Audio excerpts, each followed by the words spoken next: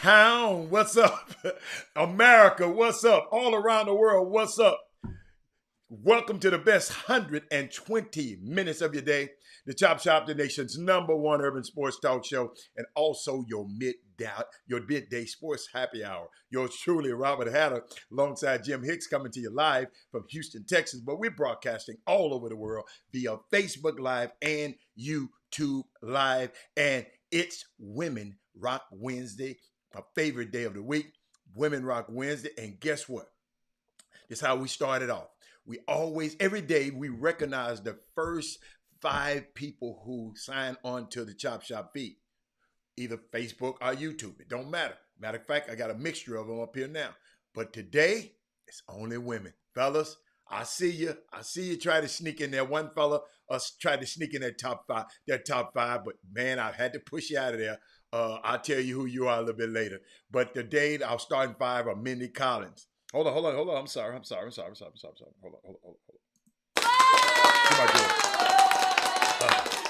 on. Mindy Collins, Dale Griggs, Kimberly Jackson, Maite Cora, and hold on. Let me see who 5. Let me see who 5. Jessica Brooks is in the building. Jessica Brooks is 5, and Shanquetta Pelser is the 6th lady of the day, and she's changed her avatar on me. See, I notice stuff like that because it pops up on the screen right in my face. Hey, B. Scott is in the building. Hold on. Let me see. Hey, Nishan, what's going on? Nishan, you got to tell us. You ain't called me. I know why you ain't called. But you ain't called me. I want to know how Tyler doing. I want to know how he doing. You got to keep me abreast. I'm not going to call nobody. I want to hear from you. You got to let me know how the kid is doing. Let me know what's going on. Who else we got? Hold up. Karen Thomas in the building. Let me go. I got to go to my girls. Tamika Withers is in the building. And TA Travel, I'm going to hit you when I get through talking to the ladies. But TA Travel is all the way from Belize right now. TAE Travel all the way in Belize right now. Hold on. Let me see who else we got. Hold on. Let me see. Oh, hold up. Who else we got? Oh, that's it? All right. Okay. That's my girl. Tony and Anderson. That's right. That's Tony and Daryl Anderson. They're in Belize. They are everywhere. Y'all are after my own heart. That Tony and that Daryl Anderson, man, I'm gonna find me. Hey, I probably have found her, but I'm just gonna travel the world with my mate. I'm just gonna travel the world. I'm gonna do like y'all. Let me tell you something. Tony, you and I got to talk. When you get back, you and I gonna talk. What's up, Dad from Chicago? AB Scott, she says she need to go to Belize soon also. What's up, Corey Anderson, Herb Baker? What else? Let me see what we got. Y'all, you know, it's Women Rock Wednesday. I got something for you. Had your nephew moving into his new crib. Which nephew, man? I got a lot of them. Which one? Trey Phillips? Which one of my nephews? He said, I'm over here in Trinity Garden. Yeah, you know what? I got something to share with y'all. Got some, I got something today. It's Women Rock Wednesday, right? Women Rock. First of all, I've been holding this off all week. And okay, I got you. I've been holding this off all week. And I wanted to share this with y'all. Women Rock Wednesday. Malika Andrews, y'all. Malika Andrews, she would be the ESPN New Daily Afternoon TV show and will debut in October. She got an extension on a contract. The announcement made a few days ago, and I wanted to wait till Women Rock Wednesday. Malika Andrews, young lady, I just watched through that bubble, and the young lady is just supreme. Got a story about her though. The NBA, the ESPN will launch. It's going to be called the NBA Today.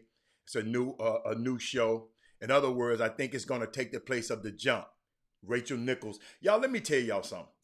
Rachel Nichols must have been. Y'all got to tell me. Y'all got to explain this. Rachel Nichols must have done something really bad.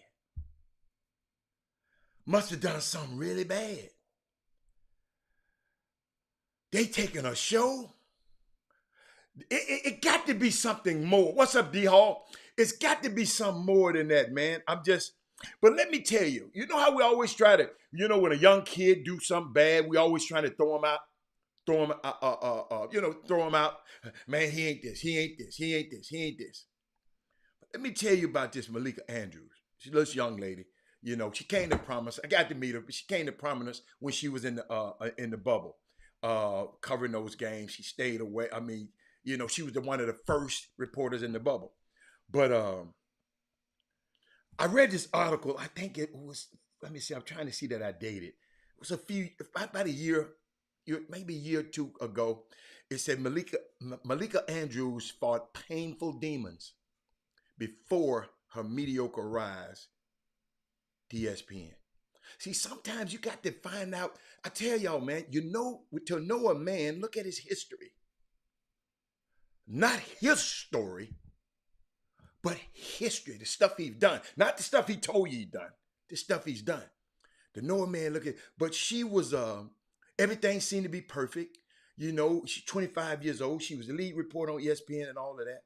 But in her middle school age years, just 11 years ago, Mika was in her own words. Malika, in her own words, Mate, she was angry, depressed, and anxious. While she may have appeared unbothered, her pain grew inside of her. An unseen enemy that warped. I'm reading the article that warped her emotions and caused a tremor in her family. This is same Malika Andrews now. Y'all, we can't throw our kids away because they're having problems. What's up, Reginald? No, it's not sad because she overcame it. Mate, I'm telling you this to rejoice in this young lady. She felt unseen, and it manifested into, see your kids, ladies and gentlemen, women rock women, see your young women out here.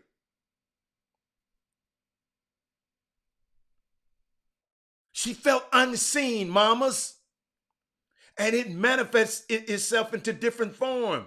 She fought with a parent. She flunked out of middle school and she was suffering from an eating disorder. This just 11, 12 years ago. Now she got her own show. These issues perplex so many families. And she was no different, Karen Thomas. It was great. It was unbelievable. And guess what? And her little sister, Kendra, idolizes her. Her mom, which is Jewish, she was becoming a young woman. She was going through that, trying to become a young woman. Then she said by the time she was 14, ladies and gentlemen, it was about survival to her. She said, I can't even describe how hard that was to get through. We got some young girls out here in our community. Somebody, parent, might be on this Facebook. Mama might be dealing with this. What I'm going to do with this girl? She stopped studying. She was kicked out of school, 8th grade. The stress led to sickness.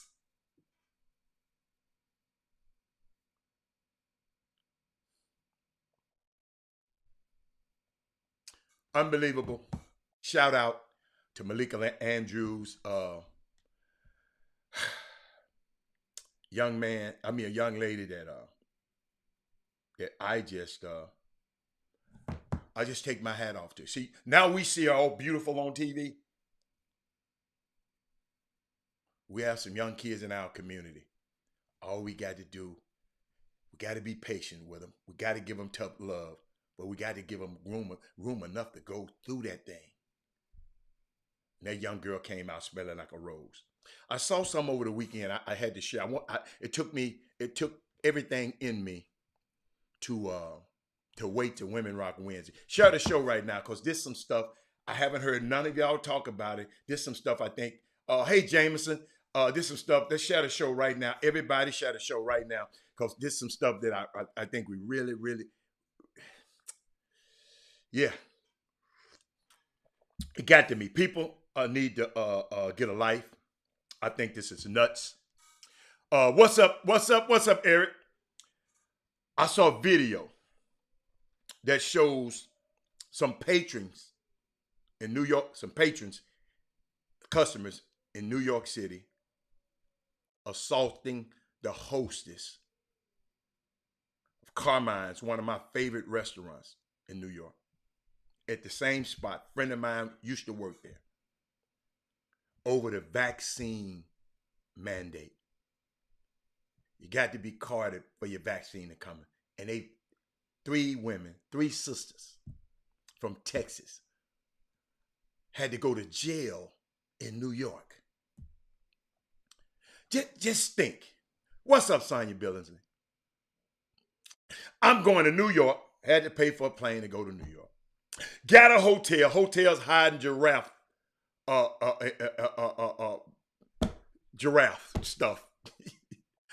A giraffe behind. And then, now you got to pay bail to get out of jail.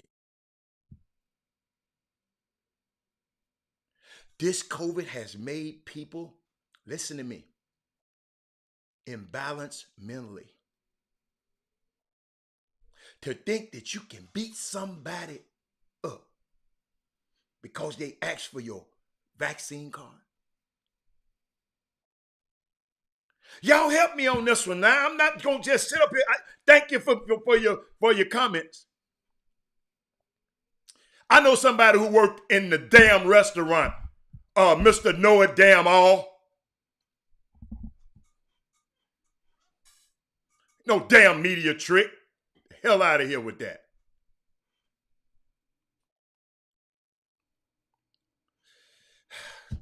I'm sorry, y'all. I'm going to ignore somebody on this damn feed. Every time I open, I don't even know why you turn the damn show on.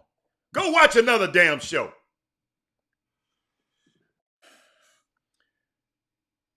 You knew when you touched down in the damn city,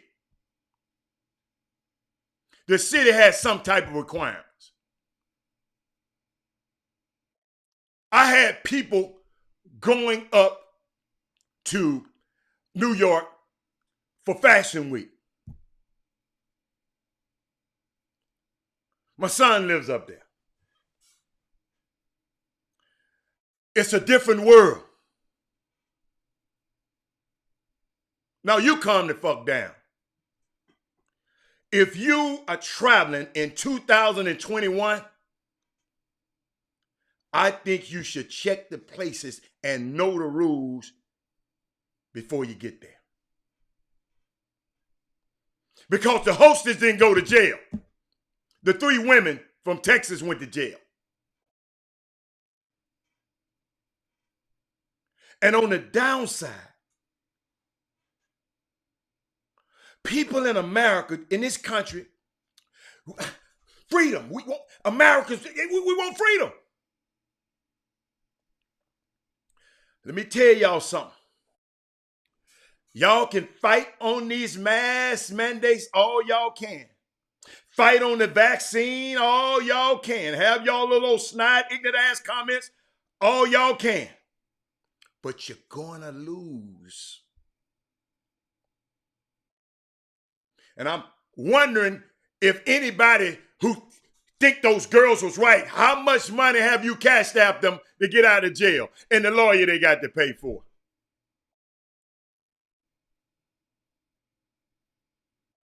If this thing continues, ladies and gentlemen, be prepared for us to be shut down in 2022. Remember I told you on this show.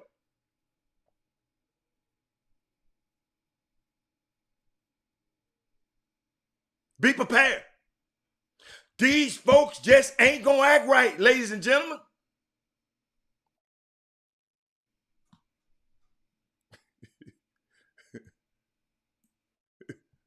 Yeah, if you ain't gonna take it, just stay at home. It's okay. Ain't nobody telling nobody to take it. But you ain't gonna win. You ain't gonna win. I'm an American. It's my right. Let me give you a history lesson. You smart asses. In the pandemic of 1918, I'll wait because I know somebody, since they know, tell us what happened in the pandemic in 1918. I'll wait. Since all these comments. Tell me what happened in the pandemic of 1918. Google it if you have to. Well, I know you don't know. The pandemic, in the pandemic, ladies and gentlemen, back to our regular scheduled program. 1918 through 1920, it killed 670,000 Americans. Okay?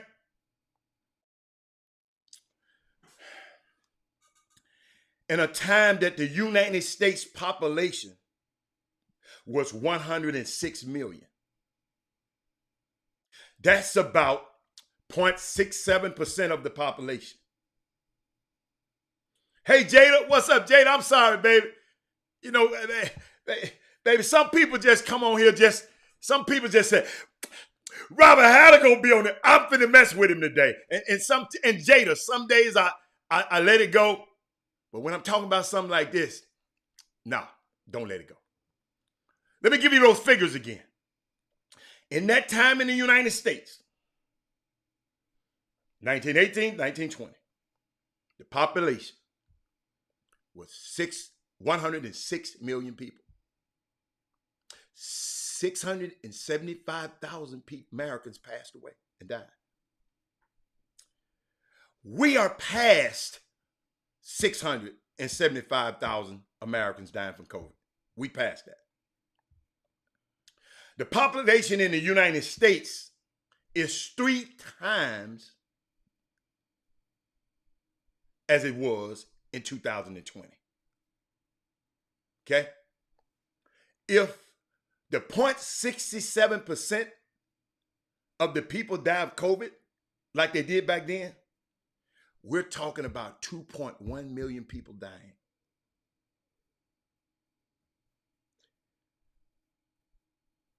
We're not even at the halfway point. We have people talking about the masks don't work. Y'all know what? Dr. Newsom, help me out this. I play golf. No overtime today. I'm going to leave Jimmy here by himself. The weather is pretty than it's been all year. I'm out of here as soon as the show over with. I play golf. And when I go out, mosquitoes bite me. Dr. Newsom, I thought off work. I got 2 cans of the Deep Woods off and everything in my golf bag. Doc, okay? Okay. Do you think I'm going out there without some off on? You crazy as hell. Mosquitoes still bite me, but I still got that off on. I got the mask on. I'm gonna use every protection I can, Robert Reisen. Then some people say, why you mad at Nicki Minaj? She spoke her truth. Because it's crazy. Black people, don't go to jail because somebody asked you for your vaccination card. I'm going to repeat. Just because you got some guys in Houston that come on here and say, well, the hostess started it, but the hostess didn't go to jail.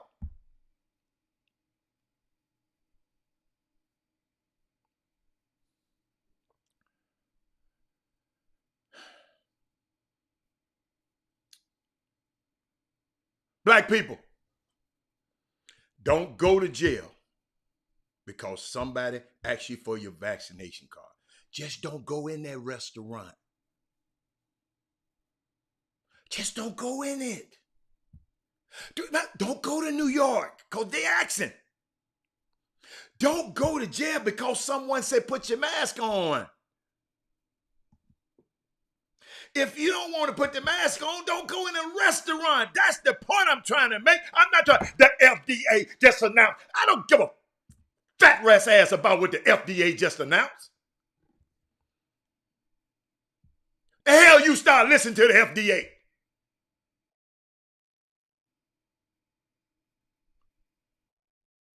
They put the FDA, don't they put, hold up, don't smoke cigarettes on the side of that thing? The Surgeon General told, and y'all smoke them anyway. But now y'all talking about the FDA. Do some of y'all listen to y'all own damn self some damn time?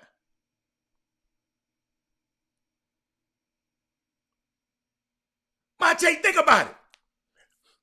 I never had a cigarette, but they said the Surgeon General that these cigarettes can cause you death or cause you whatever they say. But some of these people smoking a cigarette and quoting the FDA now. Don't say it's your right.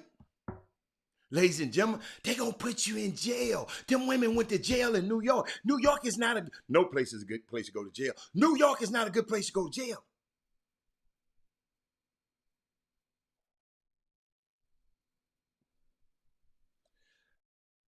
All I'm trying to do is help our people, man. That's all I'm trying to do. I got 5 sisters. I wouldn't want them. I wouldn't tell them. Girls, what did the hostess say? I'm going to say, what the hell are you doing up there fighting with the woman at Carmine's? That's what I'm going to say. What the hell you doing, your grown ass, up there fighting a hostess, trying to do her job? What the hostess said something. The story going to come out. Lord, help us. Help us. Help us. Got something else for y'all. San Jose State has agreed to pay $1.6 million to the 13 female student athletes who said they had been sexually harassed by former athletic trainer. What is wrong with these trainers? Harassing these young women.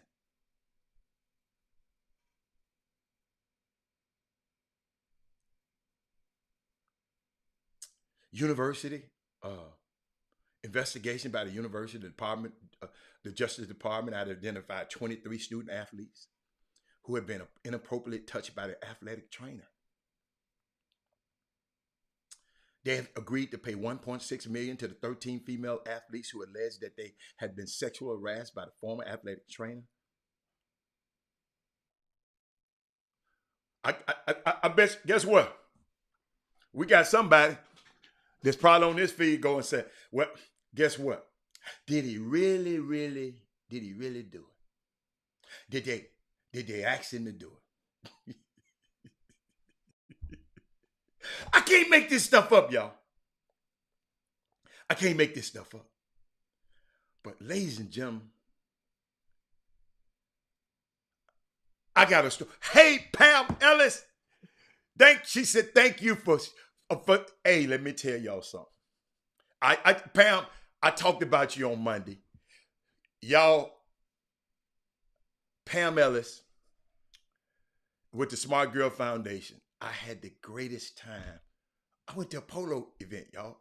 I dressed up, put on the look, what you call polo outfit, whatever they call it. Not the polo outfit, but and I had a great time to just see all of our people out there just enjoying polo. I enjoyed the polo match.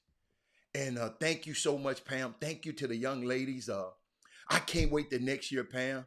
And Pam, I want to sit down and brainstorm with you about next year's event. I looked amazing. Thank you, Pat. Thank you, thank you, Pat. Thank you. But shout out to you, your staff. I mean, first class. Ruth Chris was catered the event. I mean, they had. I mean, it was just unbelievable, man. Y'all got to. Sometimes we got to get out of our comfort zones.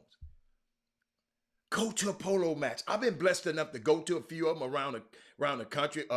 Verve Clicquot had a couple of them. Went to one in New York. I might be going to one in LA at the beginning of next month. But thank you so. I didn't stump the divots. I did not stump the divots, Gary Carter. I wish I had. But let me tell you something, Pam. Thank you so much.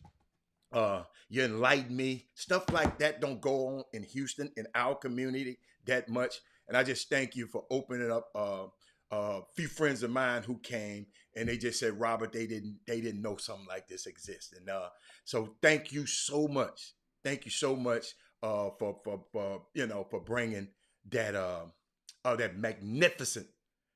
Oh, you gonna be the one excellent? Okay, well we'll be there together. Okay, I'll say no more. I got you. But I got some. I want to walk y'all through something. Follow me here. Follow me here. Okay. What have I told you? A 39-year-old former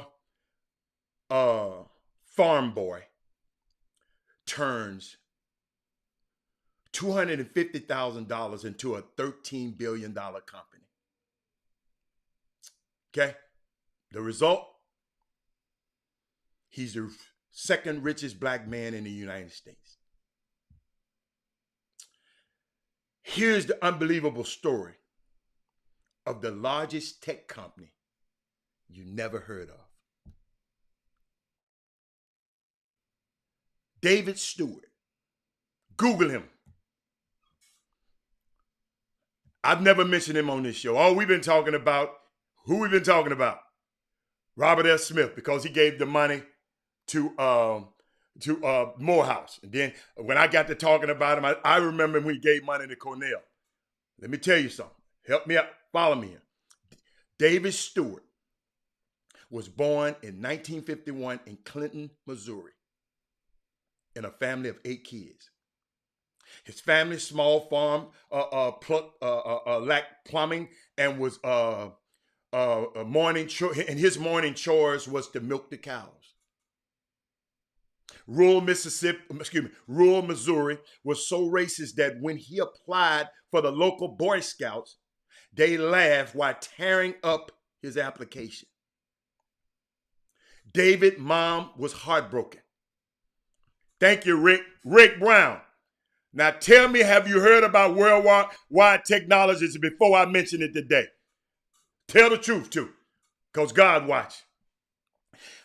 David's mom was heartbroken, ladies and gentlemen. Digging deep, she set out to make the town a better place for her children.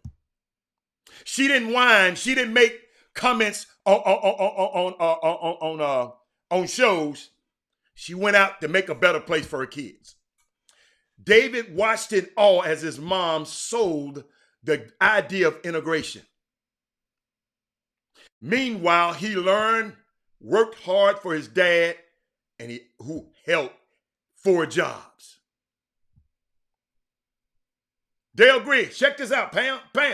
Check this out now. Those 2 lessons changed his life.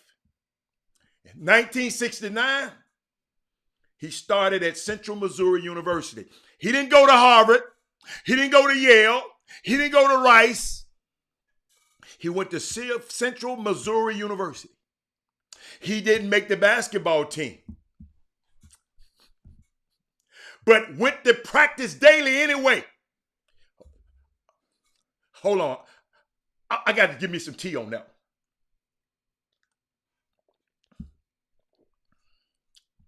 His work ethic is legendary.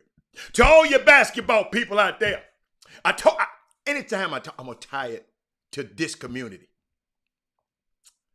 He didn't make the basketball team at college. He couldn't make it. But he went to practice daily, Dr. Newsom. His work ethic, they said, was legendary. Not Earl Grey tea. I forgot the name of the tea, man. I'm not gonna tell you the name of the tea. I'm not finished. They got this. They got to sponsor the show before I tell you the name of the tea. Just say some tea. Okay. Check this out. When he graduated, he applied for 400 jobs, landing his dream job at Missouri Pacific Railroad, where he found his calling: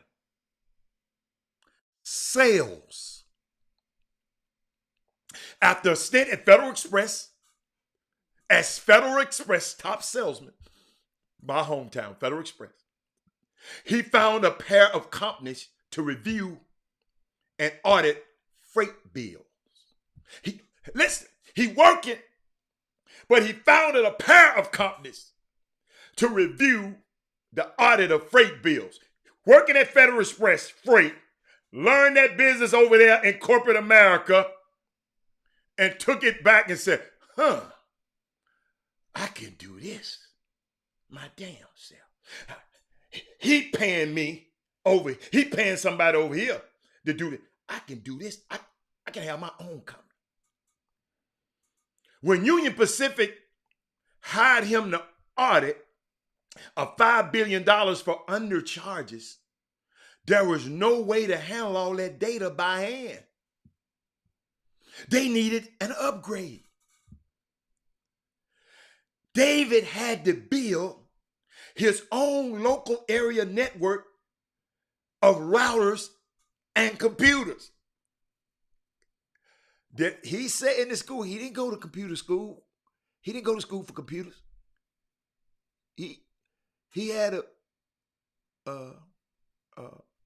a background in sales. Y'all got to hear me on this one. Y'all got to hear me on this one now. The reason I'm telling you this story, because one of your kids might need to hear this damn story.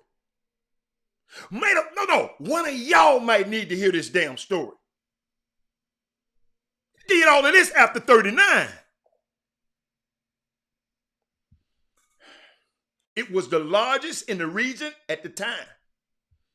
Nothing worked well at first, but he tinkered with it until he could process the mountain of data the company was tasked with.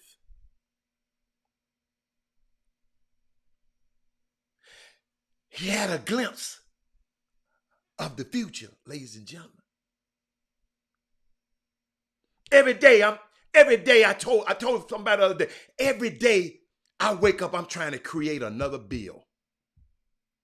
B-I-L-L. I'm trying to create another bill, another expense. You know why? Because again, I got to go make sure I get the money to pay for it. Every day.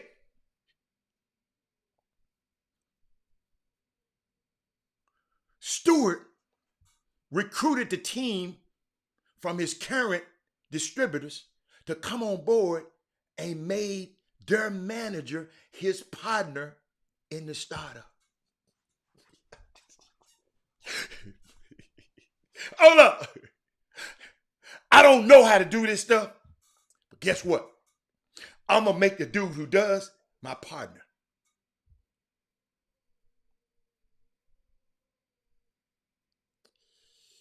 I hope y'all listening to this. The manager introduced him to a guy named Jim Cavanaugh, a former pro soccer player who had become their top salesperson after hanging up his cleats. 2 athletes, y'all. I'm trying to tell y'all, in our athlete community, we're raising more than just basketball players, ladies and gentlemen. We're raising the next David Stewarts and the next, what is his name? Jim Cavanaugh, ladies and gentlemen. I know you want me to come up here and talk about recruiting this, but all of our kids are not going to be star basketball players. And when they do become star basketball players, we want them to be smart enough to not put yourself in a position that Ben Simmons has put himself in.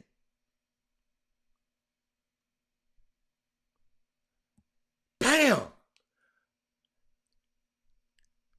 Robert Church Robert Reed Church was the richest black man in Memphis before they even had millionaires.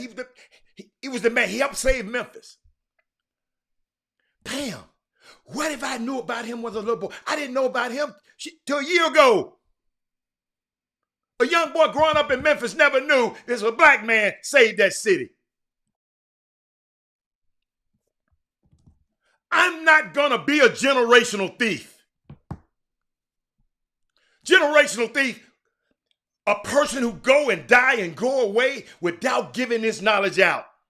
That's why I write notes and write in the process of writing a book. I don't want to be a generational thief. Pam, the stuff that you're doing with these girls, some young girl gonna want to duplicate that in the future. You got to write it down.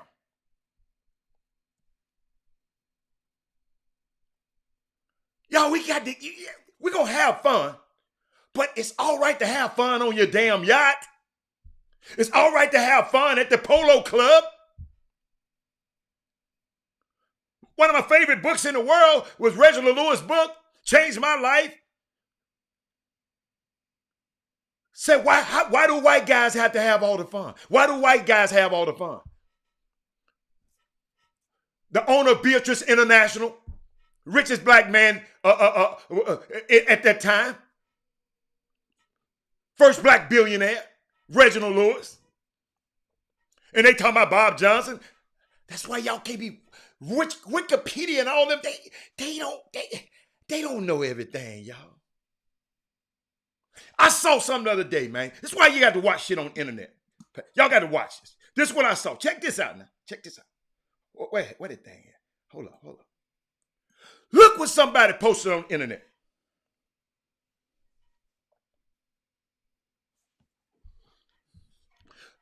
Somebody post this, Pam. Don't believe everything you read on the internet just because there's a picture with a quote next to it. Then put Abraham Lincoln on it. Wasn't no internet back then, but people will believe some stuff. People would believe that's Abraham Lincoln's quote because I saw it on the internet. I'm sorry. Back to Mr. Stewart. Mr. Stewart would fund the new electronics distributor called Worldwide Technology. The company that I think Rick Brown just talked about. The company launched in 1990 with $250 from Stewart. He had enough money. He didn't have to wait on the damn bank. He saved enough money to fund his own company. Because you know the bank will give you $100,000 to go in debt and buy a car. But they ain't trying to give you no $100,000 to start Worldwide Technology. Y'all get that one on the way home. In 1992, they had reached $8 million in revenue. But something went horribly wrong in businesses. Pam, and I know you know because you're an entrepreneur. In businesses, sometimes y'all stuff go wrong. To be an entrepreneur, you got to have, everybody can't be stay at your job now. If your ass can't handle stuff like this, stay on your job. I repeat, if you don't have a maverick spirit, don't go out there trying to be no entrepreneur or entrepreneur. Don't you do it. Something went wrong. Stewart dashed out of the office in horror as he watched his Lincoln being repossessed. $8 million in revenue. Look out the window, his Lincoln was getting repossessed. He chased after it and bribed the tow truck guy to, man, just give me my briefcase out of there, player. But became clear his finances had been a mess. Huge money was missing, and they were deep in debt. Only one partner handled the books, and his ass had to go. Sometimes people, it's all right to let somebody go. Dr. Newsom, I know Dr. Newsom, I know this is getting good. Dr. Newsom, everybody should now be sharing the show because everybody needs to hear this. Everybody should be sharing this show. Stewart, now the sole owner, promised Kavanaugh at least 15% if they were ever to turn this company around from their $3 million debt hole. What's up, Gary Sinclair? Y'all need to hear this. Some of us going through this same stuff right now. They just ain't telling it. He said Kavanaugh, homeboy. Kavanaugh happened to be a white guy. He said, Kavanaugh, I'm going to give you 15%, man. Guess what he did? He made him a partner. Instead of always, I want to be the boss. No. He said, dog, I'm going to make you a partner with me. Herb Baker. I can go do this on my own and run myself in the ground if I want to. But I'm going to make you a partner. Guess what? You got ownership. Y'all, when people buy into your project, make people feel like they're part of the project. I didn't mean to say that, y'all. Entrepreneur, I'm sorry. I smacked myself for that. Check this out. Being an SBA 8, parentheses A, minority-owned business, and years of 80-hour weeks saved them.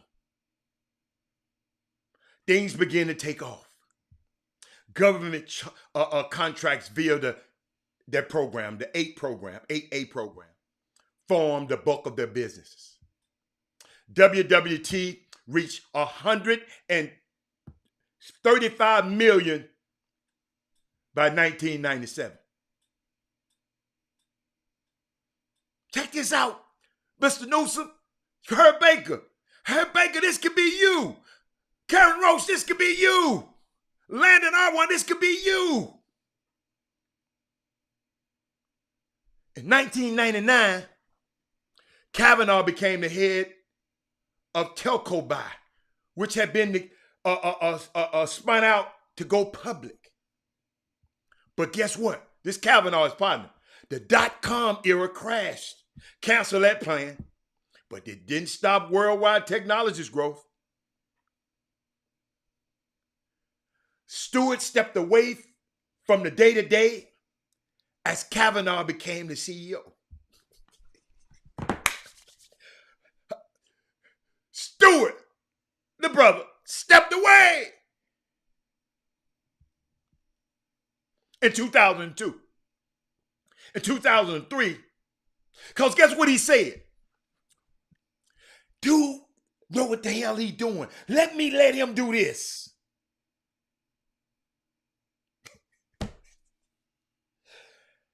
If somebody break in my house and my wife is the better shot, if I had one, she get the gun. What the use of me grabbing the gun? I'm the man, but she the better shot. I missed the dude, kill both of us. She gonna hit him with the first shot because she know what she doing. In 2003, had Worldwide Technologies crossed the billion mark in revenue. They had become one of the largest hardware buyers in the United States. Dell, Microsoft, AT&T counted them as key for both sales and supply chain. Worldwide does more than just enterprise software and customer network configurations. They expanded into every facet of technology, consulting, supply chain. When you see Jersey Mike and they got their apps and all of that, they did all of that. They do all of that. If you're selling hardware, if you're selling hardware to enterprise, you need them on your side. Stewart has an estimated wealth of $1.8 billion. Excuse me, I'm sorry. $5.8 billion. I apologize, Mr. Stewart. He has an estimated wealth, $8.5 billion, while Kavanaugh maintains a paltry $3 billion. Man, I could go on and on with this story, but I had to share that with y'all. I wasn't going another minute without sharing that story. I've been had this story all week, but Chris Walker came on. I didn't have a chance. So Women Rock Wednesday, I had a chance to talk about it. We business people out here. The headquarters, yes, in St. Louis. Absolutely. And him and his wife, I got a picture of him somewhere. David and Thelma. Great philanthropists. Just go list all the stuff they done gave money to. We just never hear his name. Because guess what? He don't do all them interviews and stuff. He was a recluse. Yes, I hope this is an encouraging message. Whatever you doing in your life, man, it's all right to be a thousandaire and a millionaire. It's all right. But learn sometimes in business, it don't work. But you got to keep plugging at it, man. But I got to take a quick break. I've been going 48 minutes. But Chop Shop will be back in a minute. Let me see what I got for you. I got some stuff for y'all though. Got some stuff for y'all. Let me. Boy, y'all just don't understand. Y'all, this stuff, it gives me great pleasure to talk about. Hold up, y'all. I'm looking for. Here we go. To talk about guys like David Stewart, him and his wife Thelma. Because guess what? They said don't nothing happen without Miss Thelma. Chop Shop, we'll be back in a minute.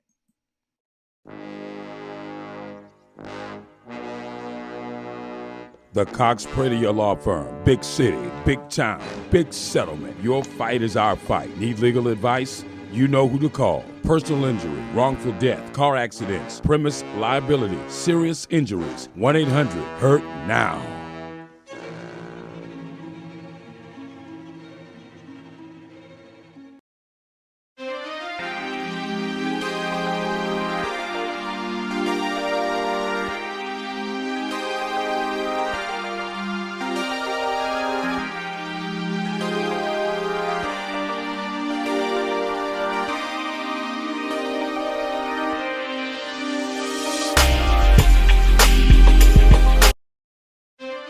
Welcome back to the best 120 minutes of your day. Hey, y'all. I got some mailbag. I don't know where Jimmy and them, they ain't called. So I'm just gonna keep going. I ain't got time to wait on them. Matter of fact, let me just give them a text right quick.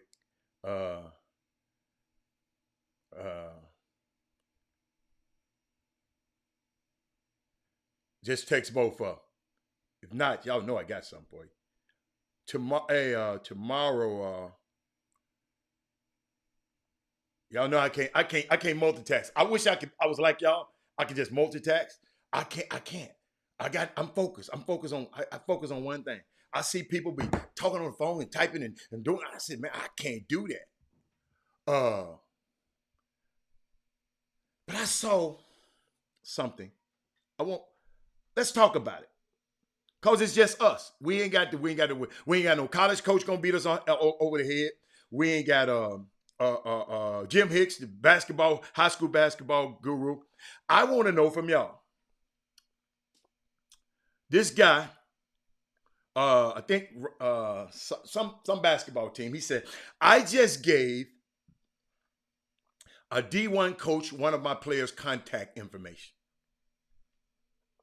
who has multiple D1 offers. Check this out. Thaddeus Moody. Who else on there? Herb Baker. I'm gonna need y'all. And the women too. I need y'all. I need everybody. Oh, this Women Rock Wins. Y'all help me out, mamas. I know y'all around here. I know y'all around here googling up David Stewart right now, trying to get some of that money. Y'all leave that man alone. Damn ain't gonna let nobody get none of that bread now. Damn ain't playing no games with that money. Jimmy, you're right on time, man. God damn. Boy, you worked the hell out of me today, boss. Good God. Let me go. Hey, as soon as you get to crank it up, I'm gonna sure take a break. But 48 minutes, you know how you like to count minutes? I'm gonna tell you, 48 minutes. I thought Chris was on here. I thought Chris was coming back. But Jimmy, help me out with this one, Jimmy. Somebody tweet. I got a mailbag. They said, I just gave 2 D1 coaches. Wait a minute, excuse me. I just gave a D2 coach one of my parents' contract information who has multiple D1 offers. See, Jimmy, I ain't never heard y'all talk about this one.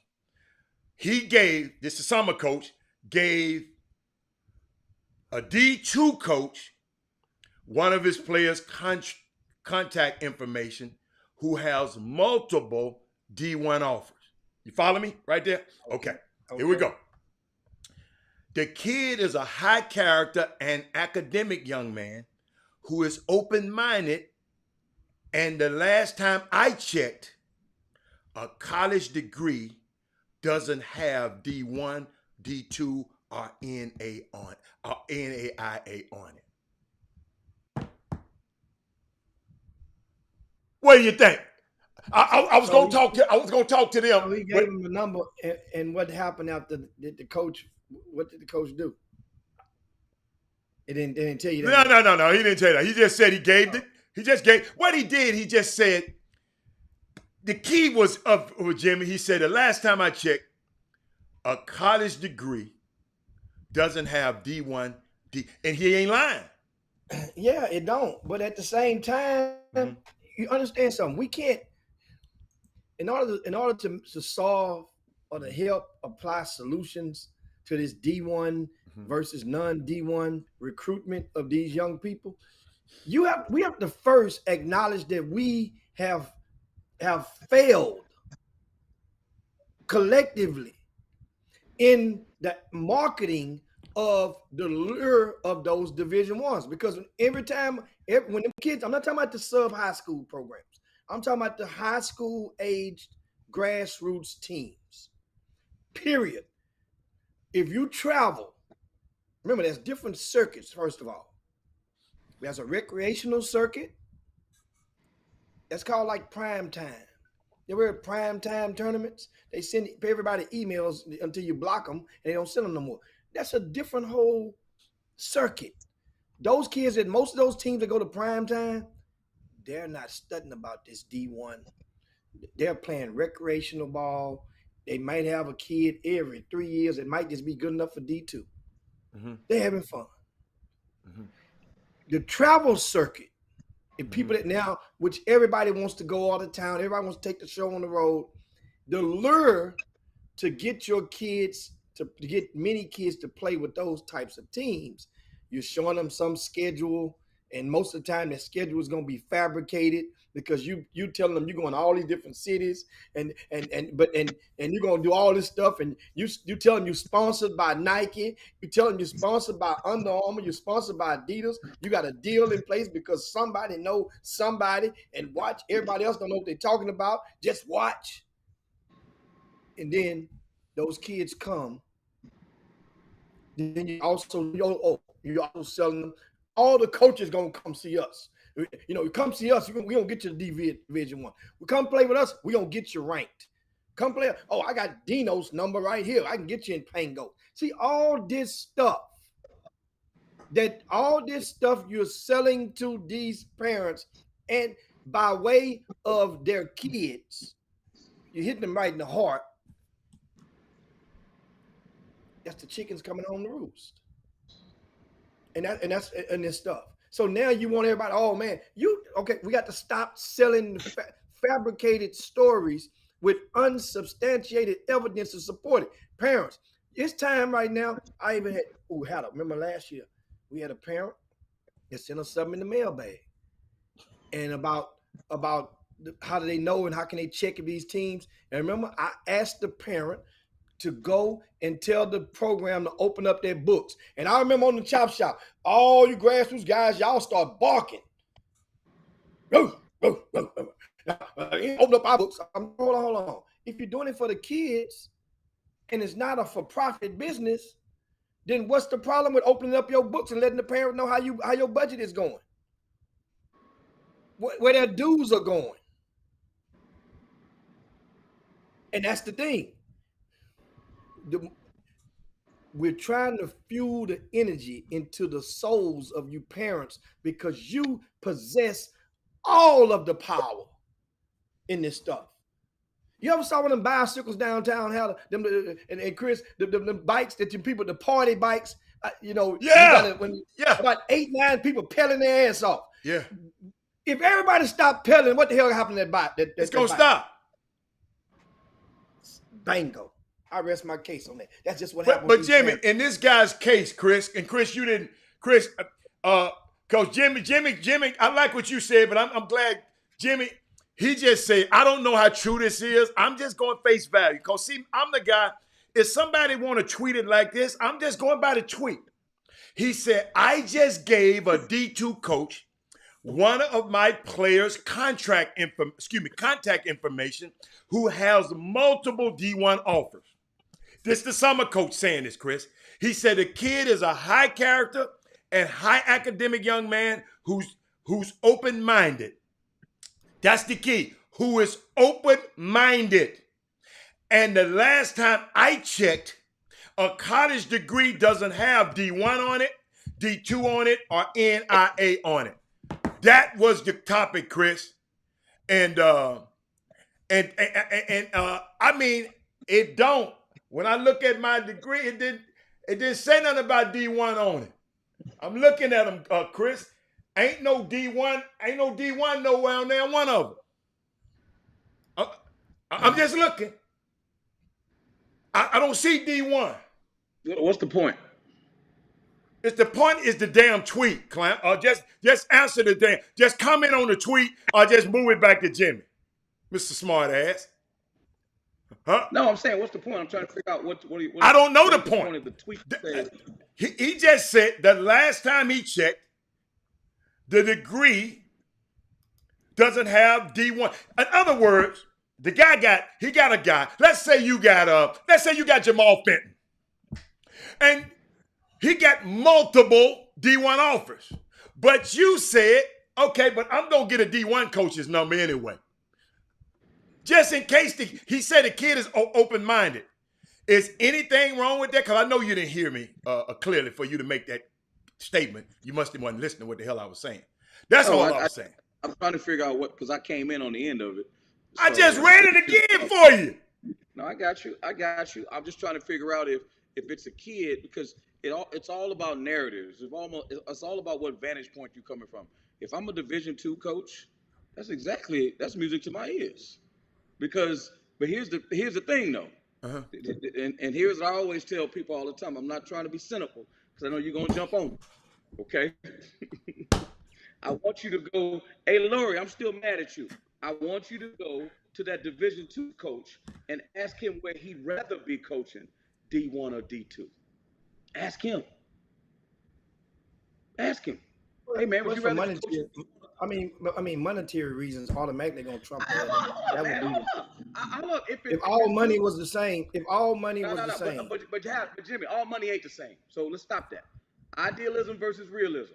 Go ask the guy coaching Division II, would he be rather coaching Division I or Division II? He gonna say, I'd rather coach Division I. Again, there's a very, very, very slim set of circumstances when you do that. Okay. I'll take that. All I'm saying is to ask a kid to do that when he's been working all his life. He didn't ask the kid to do that. Can I make my point, please? You didn't let me make a point yesterday, so yeah. Oh, you're deferring. Yes, Jimmy. Hey, that's what you and Jimmy do to each other. Jimmy, yes, I learned from the best. I'm gonna leave it alone. You heard what I said. The bottom line is when a guy comes to a kid, has Division I officer, hey man, I got some of these Division IIs. He's either trying to help somebody. Now, granted, there are a lot of Division II schools that have great academic institutions that people just don't know about, and they are more expensive than Division I schools. But the goal is the kid wants to play basketball. You got to separate the basketball from the academic piece. You can't merge them together. Because if a kid want to play Division I, you could put Division II in front of him all day long. If he don't care about academics, it don't matter. He gonna want to play Division I. At the worst place, but here's a funny thing. Here's a funny thing, and I'd like to know this. And obviously, maybe Brian Merritt listens to the Chop Shop. I don't know if anybody at TSU or Prairie View does, any other HBCU. Would a kid who has the chance to play Division I, this is an interesting question. If TSU and Prairie View are the only two schools recruiting you, and you got a chance to get a Division I scholarship from those two schools, would you go play Division II instead of going and playing in a SWAC? When you start, because Prairie View and TSU are Division I scholarships. Yeah. They're Division I. Right. Same as Villanova, same as St. John's. Uh-huh. You know what I'm saying, Hatter? The question is, some of these Division II schools academically are very good schools. Amherst Very is one. good. Amherst is one. Right, but these kids, particularly in our community, we don't know anything about those Division II schools that are great academic institutions. Zero. Well, we know about Amherst because I wore the T-shirt on the show. James Weldon Johnson, Lift Every Voice and Sing, graduated from there. I was about But keep to say, going. who the hell you know at Amherst? But keep going though. I like it when you see you well read. I like it when you read stuff. No. Guess who coaching there now? Who? Marlon Sears, the guy who came. Oh, that's right. That's He's the what. head coach. Duh, Mr. That's Smarty. right, head coach. I told y'all. Yeah, he's the head coach. Because he just found out when he got there too. But what I'm saying is,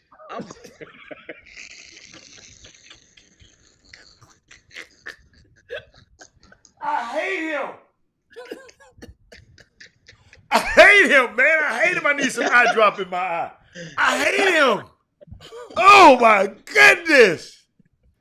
Let me take a break. I'm gonna put some eye drop in my eye. Oh, man.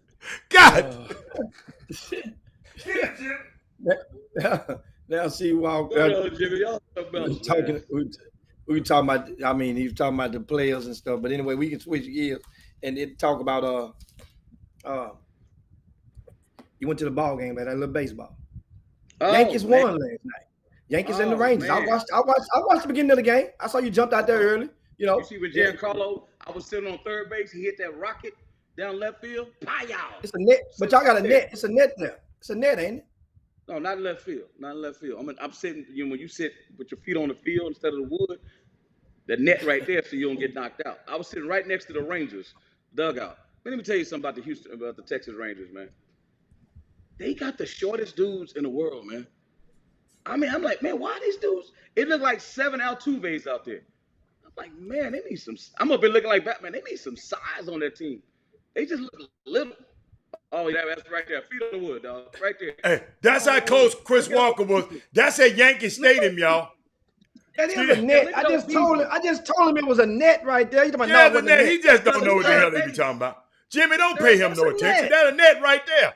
He was drunk. Jimmy, he had him a sip or something. Jimmy, listen. I said when Giancarlo hit the home run, you said it's a net there. I said no, that not in left field, but where I'm sitting. Okay. Third base. Okay. Yeah, third base and first base. Ever since that little kid that got hit visiting the Astros game a year or so ago, and they just recently settled that lawsuit with the Astros did with that family. Oh, That's yeah. when all stadiums start to put up nets on the first base line and the third base line, and pretty much in Major League Baseball. Yeah. And so, because when I went to the Astros the last game I went to a couple of months ago, I sit right there on the first base dugout, right behind the first base dugout, and your net was right there. So you can't catch a ball, but at the same time you can still be on this, because they know now a lot of people on their cell phones. A lot of people on FanDuel, and they're watching their money on other games they're playing. So you heads are down in some of these at bats, and that's to protect the fans, which is cool. I'm cool by it. But why didn't we do it a long time ago? Didn't Babe Ruth them hit them Oh, they didn't care about people getting their head knocked in. Wasn't no cell phones to distract you. You know, when you sit there before, all you had was some peanuts and maybe a cup of beer. And a lot of people had their gloves, and you ready. Think about it. Chris was busy taking pictures. That's why he would have got clucked on the damn head. Yeah. I was sitting there when Judge came up to bat. I was sitting there for you, Adam. You up here talking to mess. I know, but you had to take a picture to do that, didn't you? Is that what I did? Yeah. That's how I got to my. Wait a minute, y'all. Hold up, y'all. Hey, see, this one I wasn't finna expose it. I just want you to see Judge go to bat. Did he have to take this picture, ladies and gentlemen? Look how big that third baseman is, man. You should see the one from the Rangers. He's probably the size of Altuve. I'm like, man, they little as hell. No wonder why they sorry. No, I'm just saying. All these Dallas folks on the thread. The Rangers are terrible this year, but hey, you know.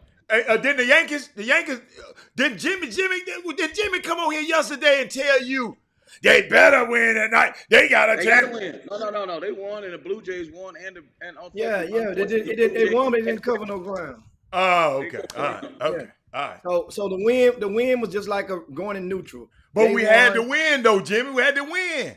Got a big series in Boston that's coming after this. They playing Boston at Boston. Boston is back for this wild card. So you talking about the Green Monster? They got to go play on the Green Monster? Yeah, this is big. I'm tell you something. This series is perfect scheduling. Perfect scheduling from the Major League Baseball. They're letting the Yankees at Boston. There's a chance if Boston gets swept, Boston won't make the playoffs. Well, guess what? Guess what? Bring out the broom, Boston. Hey, Jimmy. Hey, guess who noticed everything I said? He go Wendy. Wendy. I'm always on the winning team. The only winning team I don't like is the Astros because you and Jimmy. If it was just Sonya like in the Astros, I would be all right. But you and Jimmy, oh my goodness. But hold up, Jimmy. I got another one for y'all because y'all, I've been watching these, man. This Twitter be something else. No, hold on. Why you pulling it up? Okay. Come on, skip a while because I'm trying to figure where's Rod Wells. Rod Wells, what place the Yankees? The Dodgers in? What place the Dodgers in today? I mean, every day I want to check and make sure. Make sure. I didn't ask how many games. What place are they in? That's the question. They got a second best record in baseball. That ain't the question. My mom always taught me. She was a school teacher. You know what? I could never put you on the witness stand. You could never go to trial for me. If I go to trial, we ain't calling you as no character witness. They ask you one question. You're supposed to answer that question. Nothing more. No, you can. No, that's not true. What? Yeah, that's it. That's all you're supposed to give them. That's all you better give them. Hey, are the Yankees in first place? No. Are the Dodgers in first place? I gotta check. I don't know. See, you already see. He don't know. He did like Doc Rivers. Doc Rivers said, "Hey, Chris, you get in trouble for saying you don't know." They could be tied. They were one game back. I haven't checked this morning. Hey, Chris, you get in trouble. If you're a leader, you can't say I don't know. Listen, I'm just saying I haven't checked this morning, but the fact that Jimmy asked the question let me know they're in second place because he can't stand the Dodgers. So that lets me know they're in second place. He asked me a question he already knew the answer to. You know what? Okay, come on, Cletus. Come on, Cletus. Because Rod Wells talking stuff right now. He said they're in second place, he said they're in second place, the second best record in baseball. So wait a minute. Who got the best record in baseball, Jimmy? Who? The Giants. Oh, I need to be liking the Giants then. The house that Barry Bonds built. One game behind them. Jimmy, used to be Candlestick Park, but now they got that new stadium now that you can knock it over in the water. Hold up. Now Barry knocked Peanut. They have a Santa Clara in the Bay. In the Bay. They call it the Bay. That's Chris Walker's coming around.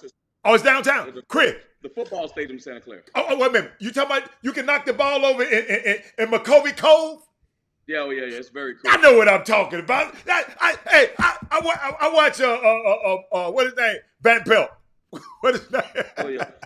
Yeah. But go on, Jimmy. Come on, man. Yeah.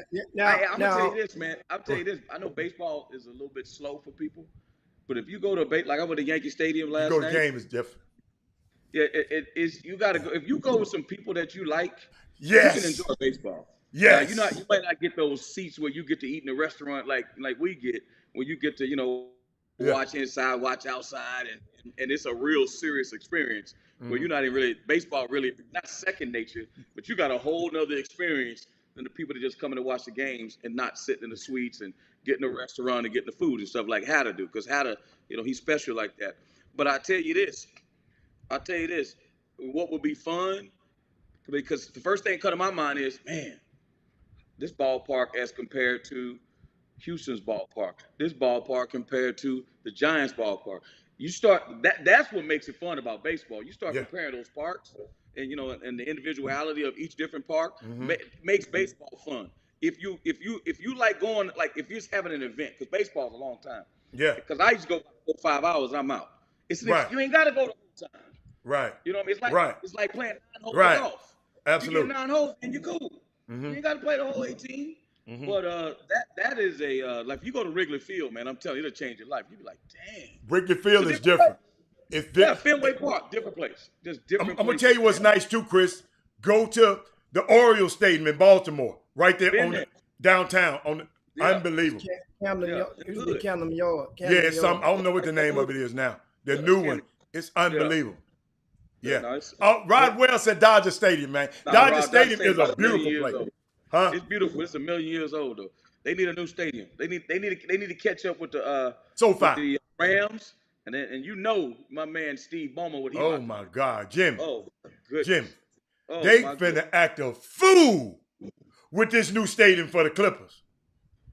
I can imagine so. I can imagine so. I mean, they're trying to. I mean, it's long overdue for them the Clippers to step out and try to get their own. I mean, get their own identity, get their own house. Because regardless, anything less, even if they won a championship, know what the Laker fans are going to do? Say, well, we won this many. You see what I'm saying? So you're not going to catch them. So you need your own house. That way your own ambiance will be there at all times. It won't be a shift in making it this and then making it that. That would be the place. Now, where's it going to be at? It's right down right by SoFi. It's right near there. It's in Inglewood, right there. Yeah, Inglewood, Yeah, all of it gonna be on the same complex, almost like right across the street from each other. All of it's going. I got some trivia for y'all. The Clippers, guess what? The Clippers practice facility, the one that I went to up there, it's still owned by Crazy Man. Really? The one in the marina? No, not near the marina in Ladera Heights, right there in Culver City. He's what's his name? What's the guy who used to own the team? Sterling. He still own that. Wow. Yeah. Wow. Tell Rod Wells, leave the Cubs alone, man. It's nostalgia going to Wrigley Field. I like the Wrigley Field. Wrigley Field. Rod Wells know better than that. Speaking of the Lakers, I was watching NBA Rewind, right? The 2000 championship, NBA Finals, right? Dude, they had 10 dudes on the floor at one time. Here's the thing that's odd. Every last one of those players had unbelievable college playing careers.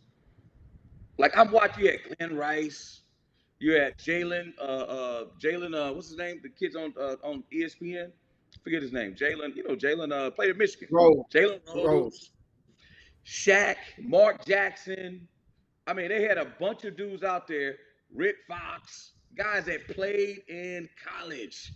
And I was looking at Reggie Miller. I'm like, dang, Dale Davis. I'm like, oh my God.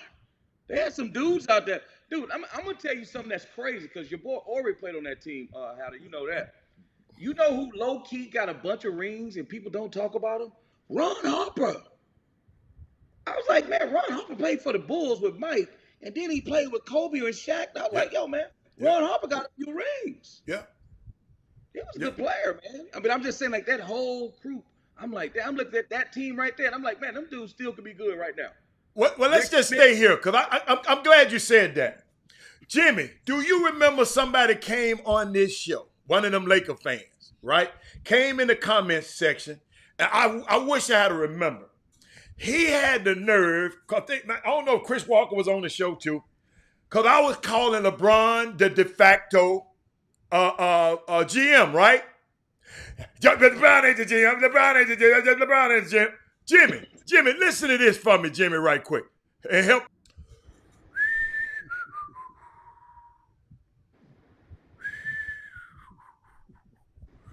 What's your point? I don't get it. Don't ever tell me that man is not the GM again. That's all I'm saying. But he has earned the right. Hold up. Can I? Let me tell you something Jimmy Hicks taught me a long time ago. When I first got into summer basketball, right? Players recruit players. Right or wrong, Jimmy?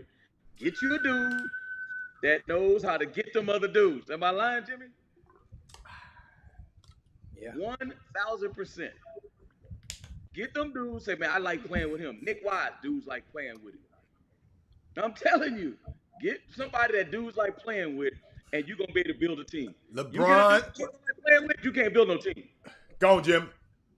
Well, you know, it was funny as hell because 2 years ago when Bron first went over there, and it was funny as shit because I remember many people in mainstream media, they kind of remember that year that the Lakers they didn't do. Bron got hurt in January, and you know they were grooving until he got hurt. It was groove. And people made the comment when Bron went over there. Remember, there was some guys that could have went to the Lakers, and Kawhi was the main signature piece and turned it down. So people were saying, putting the narrative out there, man, don't nobody want to play with Bron.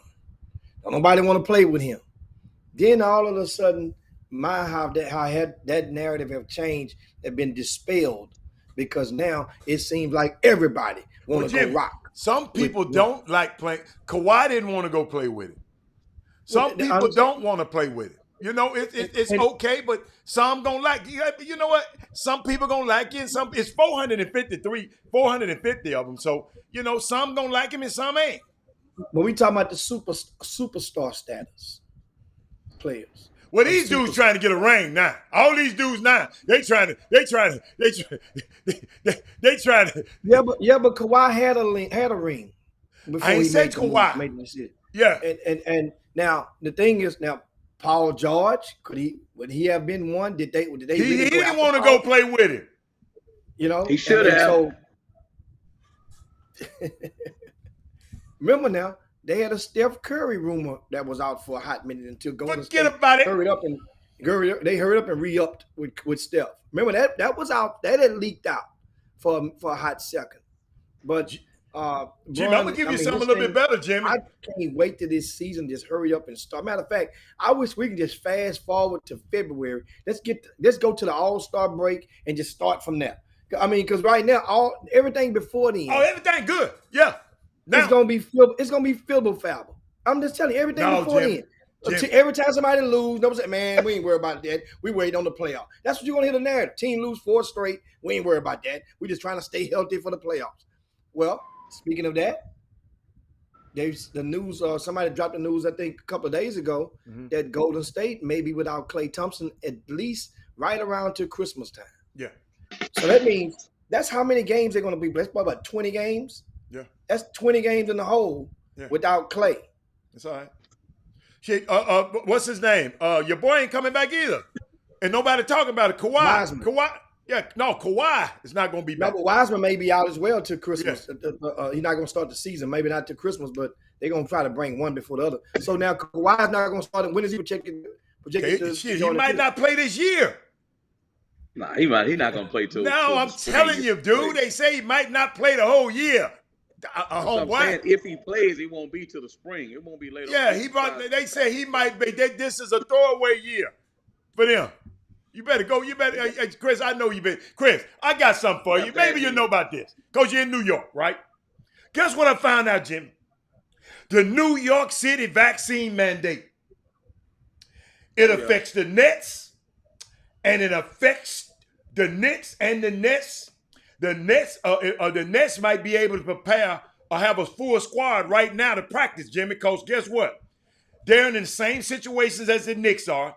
Early this month, there was a vaccine mandate in New York City where anyone who participates in any kind of workout in a private gym, including professional basketball players who play for the Knicks and the Nets, they have to have at least one COVID vaccine shot or have an exemption from the city that allows them not to get one. There has been multiple reports that multiple Nets players that would be able to practice if they had to. Today, they couldn't practice, Jimmy. The Nets have a few things to work out that's working in their favor. And Chris, I'm going to let you come in.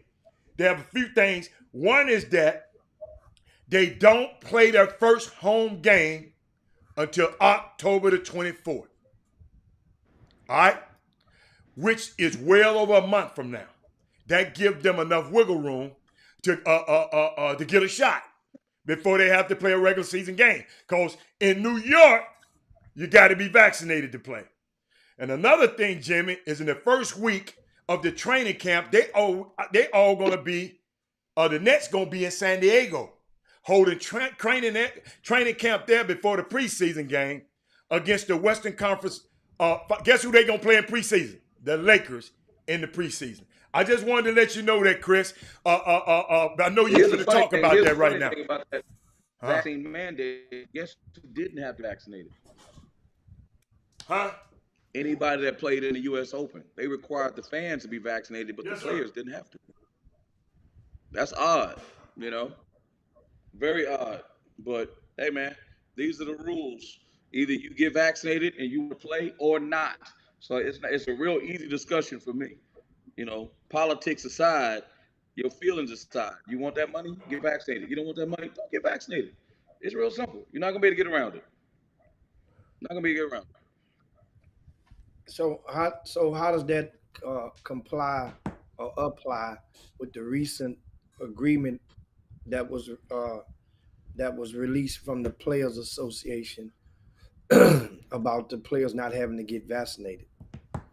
I mean, it's not a good thing. I saw that, but again, they ain't making them get them. They ain't making them. Mandates, man. Yeah, that's a new NBA, CBA. Yeah, that's a New York City mandate. It ain't got nothing to do with the Players Association. You see what happened in Houston the other day, in New York the other day, at a restaurant called Carmine's. I want everybody to Google Carmine's restaurant. I talked about it in the beginning of the show, but I talked about it. Oh, I didn't know they did, but I'm just saying they threw them out. You have to have if you want to sit inside, they're gonna ask for that card. And yes, and usually they don't ask for it and look at it. They'll ask for it. You can have a fake card or whatever. Mm-hmm. Now they match your license to it. Now they're getting even more strict about it. So again, whether you believe in it, care about it, you're not eating inside unless you got a vaccination card. Now, thankfully, they got outside seating now, because that's what's ended up happening out of the pandemic. They forced them to get outside seating, and now people can sit outside, but they're going to hound you about it. And it's funny, every time I'm in a restaurant, somebody comes by and like, you mean you got to have it with you? Duh. So why not have it with you? Or have a picture of it? I mean, seriously, like, what's your point? What are you keeping it at home for? You better keep that thing handy on you at all times, like your license. Yeah. This is what it is. This is the new reality of what we're dealing with right now. Yes. Yes. Yeah, I mean, and Jimmy, them girls went to jail, by the way, Jimmy, you weren't on the show.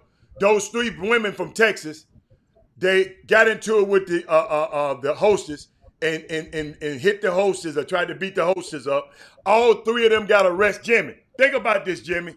They got their ass on a plane, had to pay to get on the plane, to go all the way to New York. They had to pay for a hotel, and then they had to pay to get their ass out of jail. Jimmy, that was an expensive trip just because you didn't want the lady asked for whatever happened. It was about a vaccination card. They ain't playing in New York about these vaccination cards.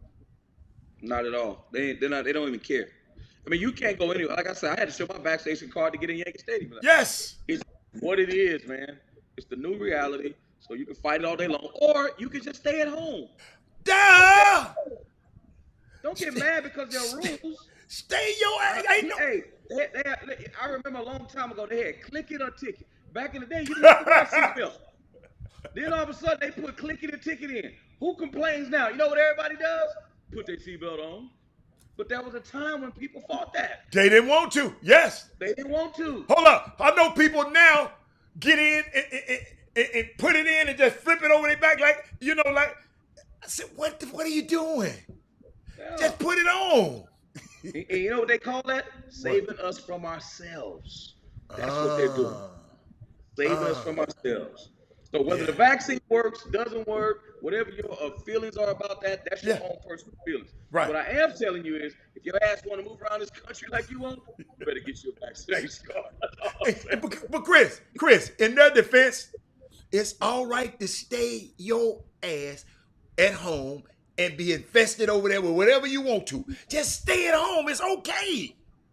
Just DoorDash everything and DoorDash the grocery. Man, you can't even get in the damn grocery store now because people out the shoppers are in your damn way. In the grocery store, Oh man, Chris. especially if you go to Whole Foods, man, there's like a million shoppers. I'm like, God damn. Yeah, I said, get the hell out of my way, shoppers. You know, I'm sorry. Let me tell you something. Let me tell you how crazy it is. I don't know if people ever been to San Francisco and see some of these pop-up places that are what they call startups. So I used to go to Soul Cycle, right? Over there by the LinkedIn building. I don't know if you ever been to San Francisco. The LinkedIn building is unbelievable. You go over there with LinkedIn and you see some of the, I forget the other company, the huge company in San Francisco. It'll come to me in a second. The big, anyway, I don't know why it doesn't come to me. They got the tallest building in San Francisco. Okay. Oh. And they have this area where you go there to Soul Cycle there. And guess what? You walk through the little area where that place is. They got a little building. I mean, just a little suite. Just a small suite, no bigger than your living room, right? All right? And there was never anybody in it. And this is pre-pandemic. You know what that place was called? Instacart. I was like, hold on. That's their home offices or the size of your living room. The size of your living room, bro. If you've been to San Francisco and you've driven Salesforce, Jimmy. Salesforce. I mean, the Salesforce area, and it's like, damn, you see Instacart, and it's like a room. That's their corporate office? Instacart. Yes. And then you go look for Lyft. If you see Lyft's home offices, you be like, that's Lyft? Man, I'm telling you, man. If you see what Uber is. Yeah. I'm just telling you the way these people are making money, man. Like, you think they have these now Facebook and Google, that's a whole other level now. Yeah. That's on steroids.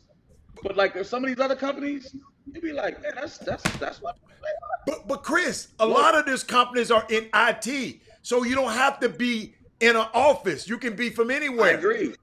I agree. But yeah. I'm just telling you, if you saw Instacart, it's like walking by Chick-fil-A. You'd be like, that's Chick-fil-A. I'm just telling like it's not what you think, man. That's all I'm saying. That's good. That's a good look. Yeah, it's not what you think.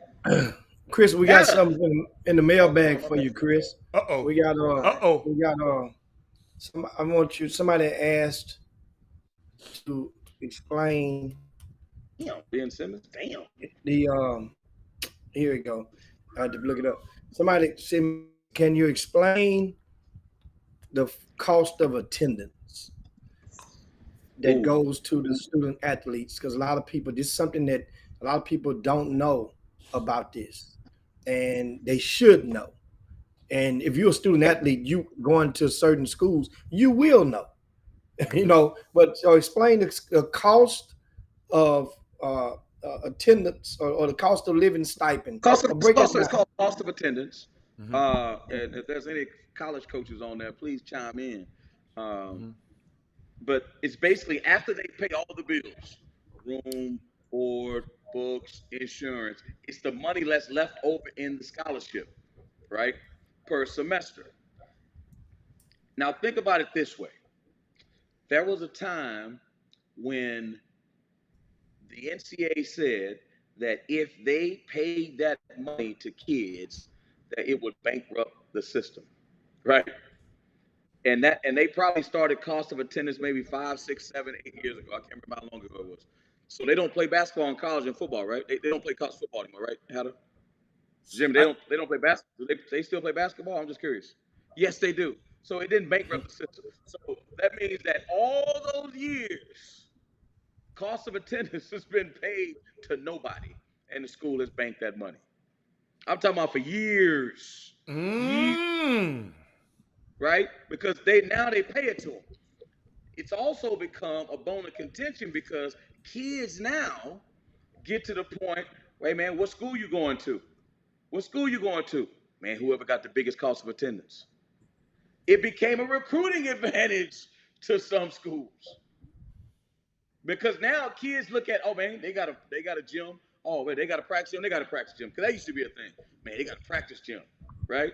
Then they're like, man, they got a practice gym. But, they on ESPN. Once that's even out, right? Think about when Alabama recruits against Georgia in football. They got the same stuff. So then the kid go to, well, hold on, man. They get $2,800 in cost of attendance. They only give 16 over here. That's becoming a factor now. So guess what else is becoming a factor now? NIL. So now cost of attendance, NIL, kids are making business decisions. So it's basically what it is, all the money that's left over after they paid the bill. That's it. It's not like a ton, right? But it depends on the school. Now, obviously, B. Merritt would know this being at Morgan State. And I don't want to besmirch Morgan State and say they don't have bread or the scholarship's not that expensive, but it varies from school to school. At a private school, it could be more. I don't know, because they don't have to show their records the way state schools have to. Mm-hmm. So it is a thing, though, Jimmy. Like kids do ask about it for sure. So now the cost of attendance. Once again, this is in addition to your Pell Grant check. Yeah, it has nothing to do with Pell Grant. That's what I'm trying to make sure. Had nothing to do in addition to. So this is mean. So understand. Different cities have different cost of living. So the cost of living check will be higher in all likelihood, let's say, to a school in LA as opposed to a school in Louisiana. Because the cost of living. Because the cost of living is higher, yes. New York City, St. John's, in most cases, it's generally off. Because it's cost of living. If you compare Utah to New York City. It's not cost of living, it's cost of attendance. Cost of attendance. Cost of attendance. How much does it cost to go to that school? So how much does it cost to go to that school? And then after they pay all the bills, what's left over is what you get. It's not cost of living. It has nothing to do with cost of living. So you could be in LA and be getting less probably, because it depends on how much it costs to go to that school and how much it costs to take care of your bills. And then what's left over is what you get. So now here's the question: Does it differentiate if out of state recruit versus in-state recruit? No. It's what it costs to go to the school. So now, if you're trying to pay to go to school and you're out of state, obviously you pay more. Like one of my homeboys, his daughter wants to go to UCLA. They want to go to UCLA, right? So guess what? They moved to California. So they get in-state tuition. Same thing with Texas. If you go to UT, which is a state school, it costs one thing. You in Missouri, you want to go to Texas, you get a whole other cost. So sometimes people relocate just for college costs. So there's economics to it for sure. So the other piece that I laughed about, I read about the NCAA. It's called the Knight Commission. They're convening this group to talk about them sharing revenues with the CARE program. I don't know, I can't remember the acronym of CARE. And I'm sitting there, they want to give them, make sure they have insurance, make sure they have this, make sure they have that. How about revenue share with them, period? Instead of them having to do the NIL, won't you revenue share with the money that you get? That's how I look at it. Revenue share that. Instead of just, we're going to put all these programs in place. That's code for the same thing they're doing now. Revenue share the money. The athletes still factor into generating the revenue. I don't know why we're so afraid to pay people their value. I don't get it. I just saw Kyle Field sold out. Okay? Sold out. And they gave Jumbo Fisher a raise in more years. I'm like, hold on. He's not out there running. He's not out there playing. But the CEO almost always get more money than the I understand that, but they get nothing. They working for free. And they can talk that education stuff all they want. Them kids are working. Them kids are They deserve part of the profits. Profits. Because that's when they play and they get revenue, that's called profits. They create the NIL and they say, listen, man, you got to go make it on your own likeness. You can't even wear my Texas A&M shirt when you go out there. You got to do it strictly on your own. But when you wear that Texas A&M shirt, we going to profit off of it. Of course, because it's my shirt. Okay, I understand. And guess what? And Chris, I can get some more of you in my shirt. I can get a Chris Walker every year, a different Chris Walker in my shirt if you don't want to wear my shirt. But that's why it's all about strategy. But you'll never get them all together, because if they waited right before the season started and the players struck and say, "Ain't none of us going out there unless y'all change the rules," watch what happens. Guaranteed it'll change. Look what Brian Mary said. I did not know this, Chris. Did you know this? International kids can't get NIL money. I mean, I didn't know that, but it makes sense. Like you said, those kids are on I-20s, so no NIL money. It makes sense. It makes sense. I mean, this is. Let me tell you something. Let me tell you something, Jimmy. This NIL ain't what it's cracked up to be. Get some real. No. Wait a minute, what you just said? Get some people on the phone. I'm talking about Chris. Hey, you out there your way? Yeah, but didn't we? Hold on. We projected this. I say everybody was going to get it. We know this. This was going to happen. But the thing was, it's the opportunity. See, here's what it does. It eliminates the excuse and it puts people back into to reality. You ain't as good as you think. Many people. Now, at the same time, there are some. It's your name and likeness. It's your name and likeness. You ain't as good as you think. Jimmy. Or your name ain't as good as you think. Help me out with this. Help me out with this, both of y'all. De'Aaron King getting all that pub, but he's terrible right now. Not terrible. Not terrible. Terrible. Yes. But he win. He win. But hold on. For this, them people said, man, I want some of my money back. No, hell, I got one better. What if they say, I know nobody let them sound. I'm not going to give you this next check. No, come on, Chris. What you say, Chris? That's going to happen, Jimmy. I'm telling you. I want the wide receiver. Forget about Derek King. I want the wide receiver. I thought he was going to get the whole football team.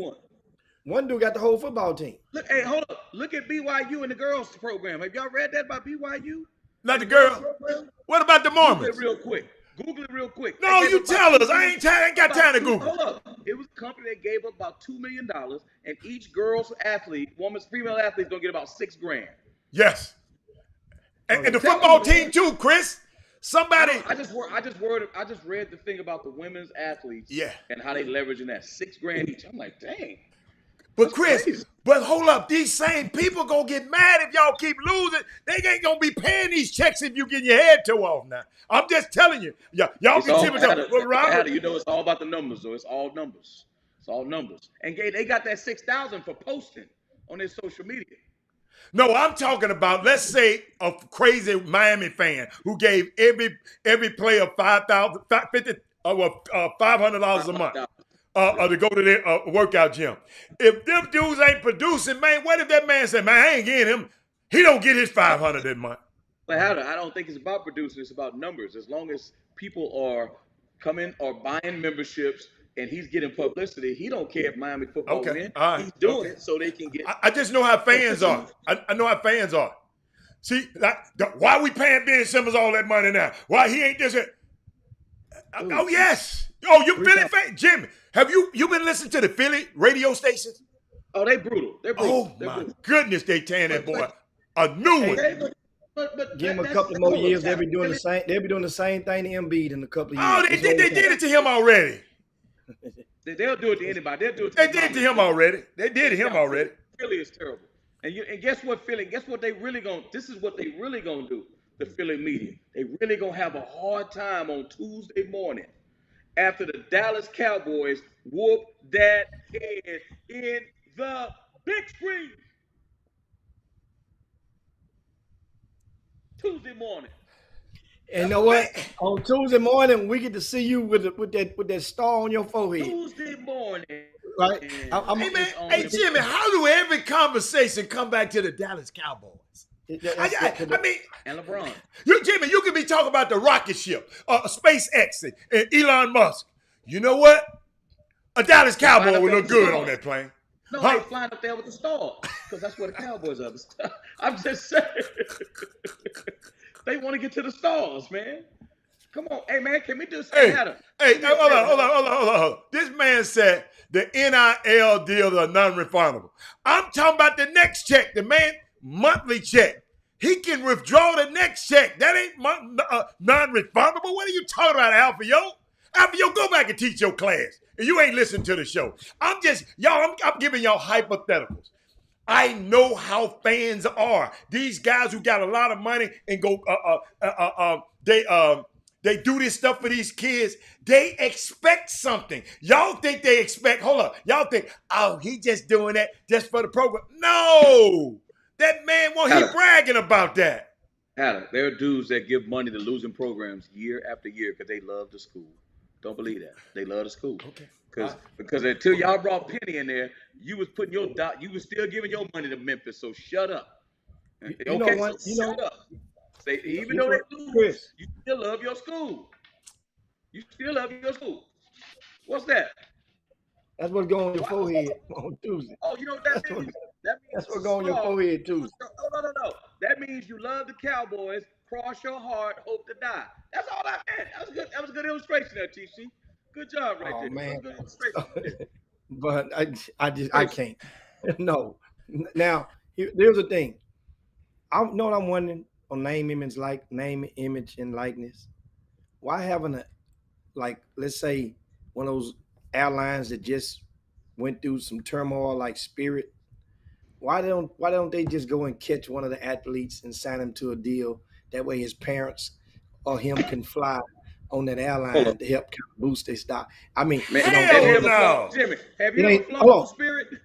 No, I'm just giving you an example. Airlines ain't getting you nothing. I'm just telling you about them. It ain't no. Hold on, Alan. It's no different than them being a buddy pass. They're giving that seat to a buddy pass. You're not hearing me, Jimmy. Anyway. Jimmy, the mentality of them, they ain't getting nobody nothing. But I'm saying, just think about it. It's just no difference than the CEO giving that one person, making him a companion on his account. Okay. It's no different. You can use all these hypotheticals.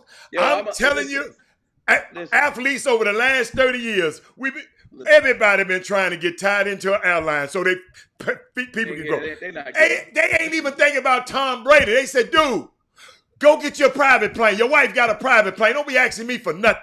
I'm telling you, man, them airlines, they tighter than the nuts on the Golden Gate Bridge.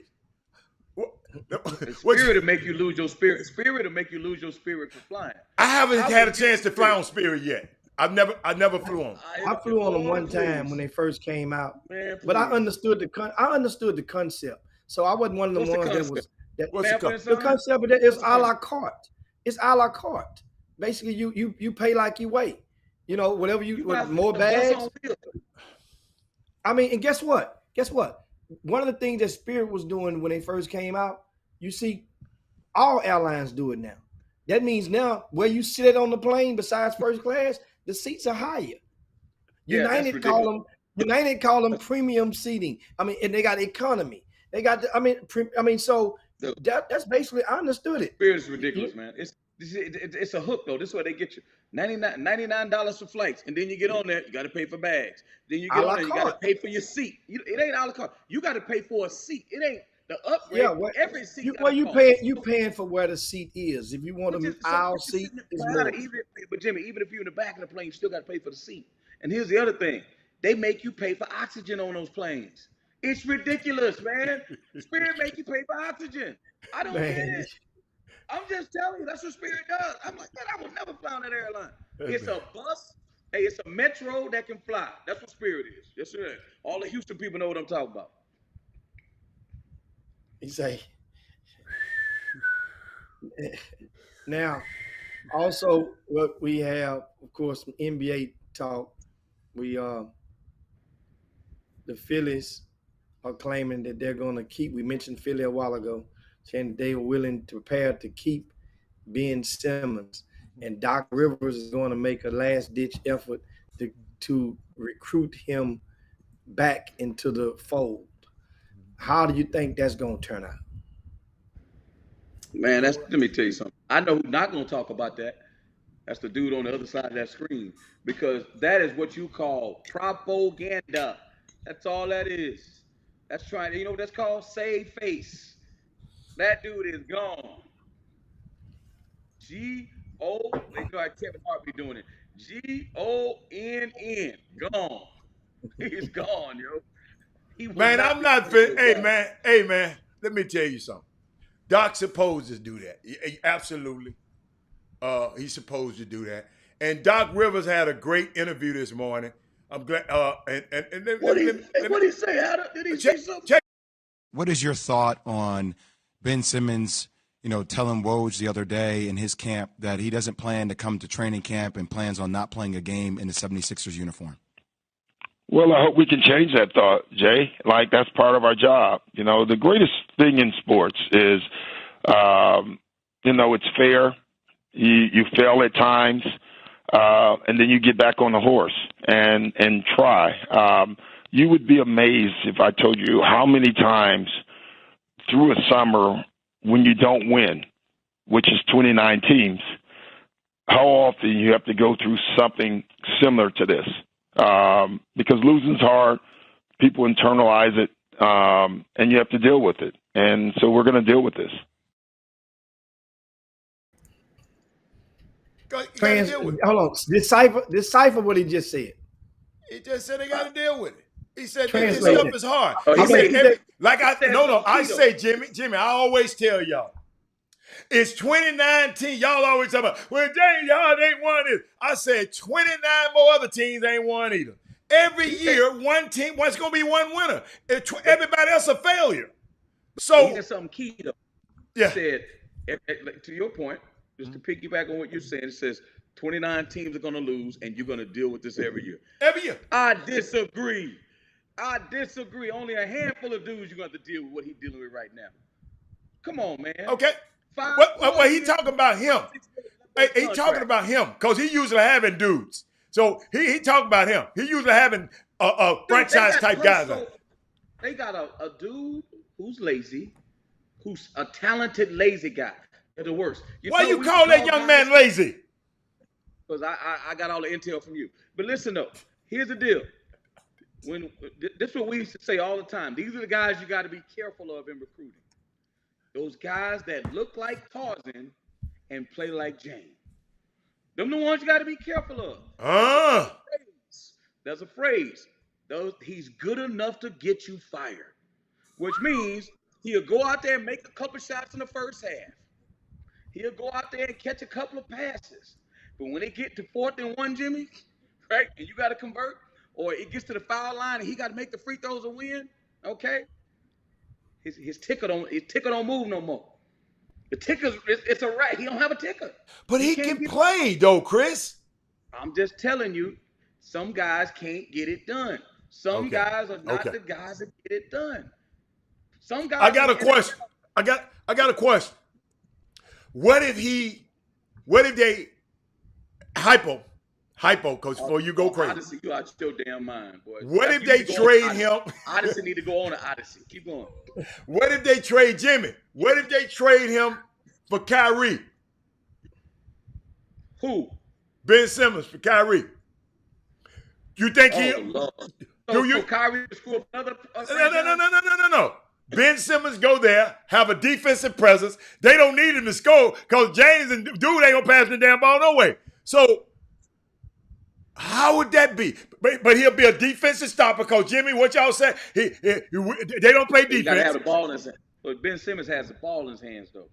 Well, James shared the ball. James has shared the ball. James can play anyway. Yeah, James, especially when the pressure get out, he gonna share it. But listen though, what I'm saying is, what?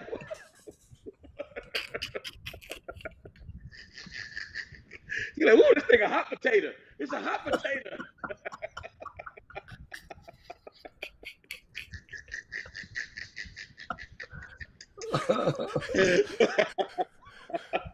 No, listen, the third quarter, second, third quarter, he's shooting it every time, right? All of a sudden, it's like a hot piece of bread that just came out the oven, Jimmy. He goes, ooh, take it, KD. Ooh, take it, Kyrie. Take it. Hey, okay, I got something for y'all. Because I can't stand that dude right there. I saw Chris Broussard was talking about Chris. Help me out with this. Being Mr. Nice Guy don't work, right? They said James tried to be Mr. Nice Guy, come back to Houston, work out a team trade, and they'll trade him. But guess what? He went out there first 3 games, and Jimmy was getting, man, he balled. He hit 37 points. He had 11 assists and 35. Then James saw they wasn't moving on that trade. James went comatose for the next five games, and they got him moved out of Houston. See, what Ben Simmons actually want out of there, because them Phillies fans are brutal, man. We don't know what they've been saying to that kid, man. And he ain't built for that. And but the man said, you just said he wasn't built for that. The man said he'll go to any team except that's like some gal. You know, Feelings hurt, man. Feelings hurt, man. Okay. Think about when Shaq left LA. When Shaq left LA to go to Miami. Yeah. Man, Shaq could have been one of the most. I mean, think about it. If Shaq never did that, we might be talking about Shaq being one of the greatest ever. I mean, ever. But when Shaq left, it just went all downhill. Even though he did win a championship in Miami, but if he would stay with Kobe, who knows what would have happened there, right? Who knows? If my auntie had a beard, she'd be my uncle. I understand. If the Dwight Howard don't get hurt this year, y'all will be good. No. We good. We good regardless. Notice I said Dwight Howard. Hold up, Chris. Good regardless. Chris, I got something for you, though. And I got to talk about this because, you know, we got people who probably just don't even. Ben Simmons didn't deliver this year, y'all. I mean, he hadn't delivered. He's been there for 4 years and still can't shoot a jump shot, they said. And the reason I say this, Jimmy, and this is what Broussard was saying. Magic Johnson in 1984, Jimmy, you probably weren't watching basketball. You were playing baseball. After he was tragic, they used to call Magic Tragic Johnson in 84, Jimmy. After the finals against Boston. They call him Tragic. This Magic Johnson. He looked in the mirror and he said, I got to get better. Got another one for you. Check this out. Michael Jordan, when the Pistons was whooping the snot out of his nose, Jimmy. What my boy Thaddeus Moody? Jimmy beating him up in the playoffs. He looked in the mirror and said, I'm not strong enough. I got to get in that weight room. I got to get better. LeBron James. Hold up. I got something for him. Hold up. This dude right here. What his name? LeBron James. Hold up. In 2011, I was there. I went to every game. After the failure in Dallas, Sean Marion and them run their ass off the floor. LeBron said, I was hanging out with Sean Marion. I wasn't hanging out with. So not only LeBron said, I got to be a better player. I got to be a better person. He locked in and looked in the mirror. You can't sign a contract extension, y'all. And then the next week you try to force your damn way out. The man 1 year into this deal. Adam, I thought you were pro player. I just gave you 3 players that. What did Jalen Ramsey do? We ain't talking about Jalen Ramsey right now. Well, I'm talking about the premise of what players do when they want to leave. This is what they have to do to get out. No, it was. He had problems there. But he's still under contract. And they were losing. This man here was the number 1 seed in the playoffs, Jimmy. The number 1 or number 2 seed for Philly was. When? Philly is a contender to compete for a championship. This dude, Jalen trying to use the Jacksonville Jaguars. So you can only leave if you're winning then. It can only be so if you want to leave when you're losing. When you're losing. On the contract. But when you win on the contract, you gotta stay. But in NFL, that's why I said don't use that. NFL contract, they yearly contracts. So Jalen wanted a new deal. Hold up, excuse me. Jalen wanted a new deal. Okay. They wasn't ready to give him no new deal. And the Rams did. That's so you keep using Jalen Ramsey. That's not a great analogy. I just gave you a good one. You say I'm pro player. I just told him what he needed to do. If Magic and Michael and LeBron can hold up. He doesn't want to be there. What? He does not want to be there. You don't want to be on a winning team? Hold up, stop. Oh, can I help you? Hold up. James wanted to leave because he knew these motherfuckers, they was fucking terrible. He said, I can't win with these guys. Hold on. They had already tried it like 5 years in a row. It didn't work. Okay. So he was ready to leave. It had run its course. That's what James did. I got no problem with James did. It run its course. So what is wrong with Ben Simmons? Tell me. They have not had the same type of success, in my opinion, that James Harden has had. Hey, it was time. Can I address, if somebody big enough to put that ignorant ass shit on the screen they just put on Keith Wood, I didn't never compare nobody to nobody. I just said, if you're listening, take the wax out your damn ears.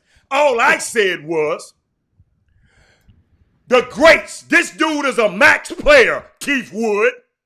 He's a max player. Y'all gave him max money. So when you're not good enough, go get your ass in the gym and get better. That's what I said. I ain't compared nobody. So don't ever leave here saying that I compared Ben Simmons to Magic, Jordan, and LeBron. I'm talking about when the going got rough for those three guys. Follow their damn example. I ain't telling you compare them. Follow their example. You follow everything else they do. Come on, man. Come on. Elevate your mind. Elevate your conversation. Ain't nowhere in the world I said I'm comparing him to them. No way. I just gave people instances when guys had shortcomings. Instead of leaving, well, I'm leaving and I'm going. No. I'm going to get in this weight room. I'm going to learn how to shoot this jump shot. LeBron, I'm going to quit partying and get serious so I can win. I'm talking about the principles. The principles. Jimmy? I don't have a problem with him leaving. I don't have a problem with him leaving as well. I mean, the damage was done.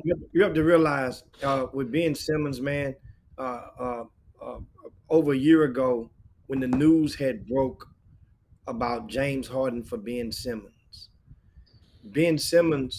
that was the dagger because he had no idea that was coming down the pipes. And the deal, from what I understand, remember, because I said it on the Chop Shop, I said it was a done deal. It was a done deal. Then they changed around general managers, and this dude goes over there, Maury, and the deal, it's kind of like you can't.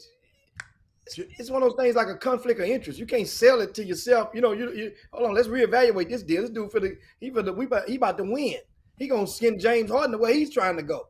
Well, he was already penciled in. So that's why the deal got cut off. We don't let you trade a person to where you fist to go to, the main commodity. So when Ben Simmons found that out, understand he was already having turbulence with Embiid.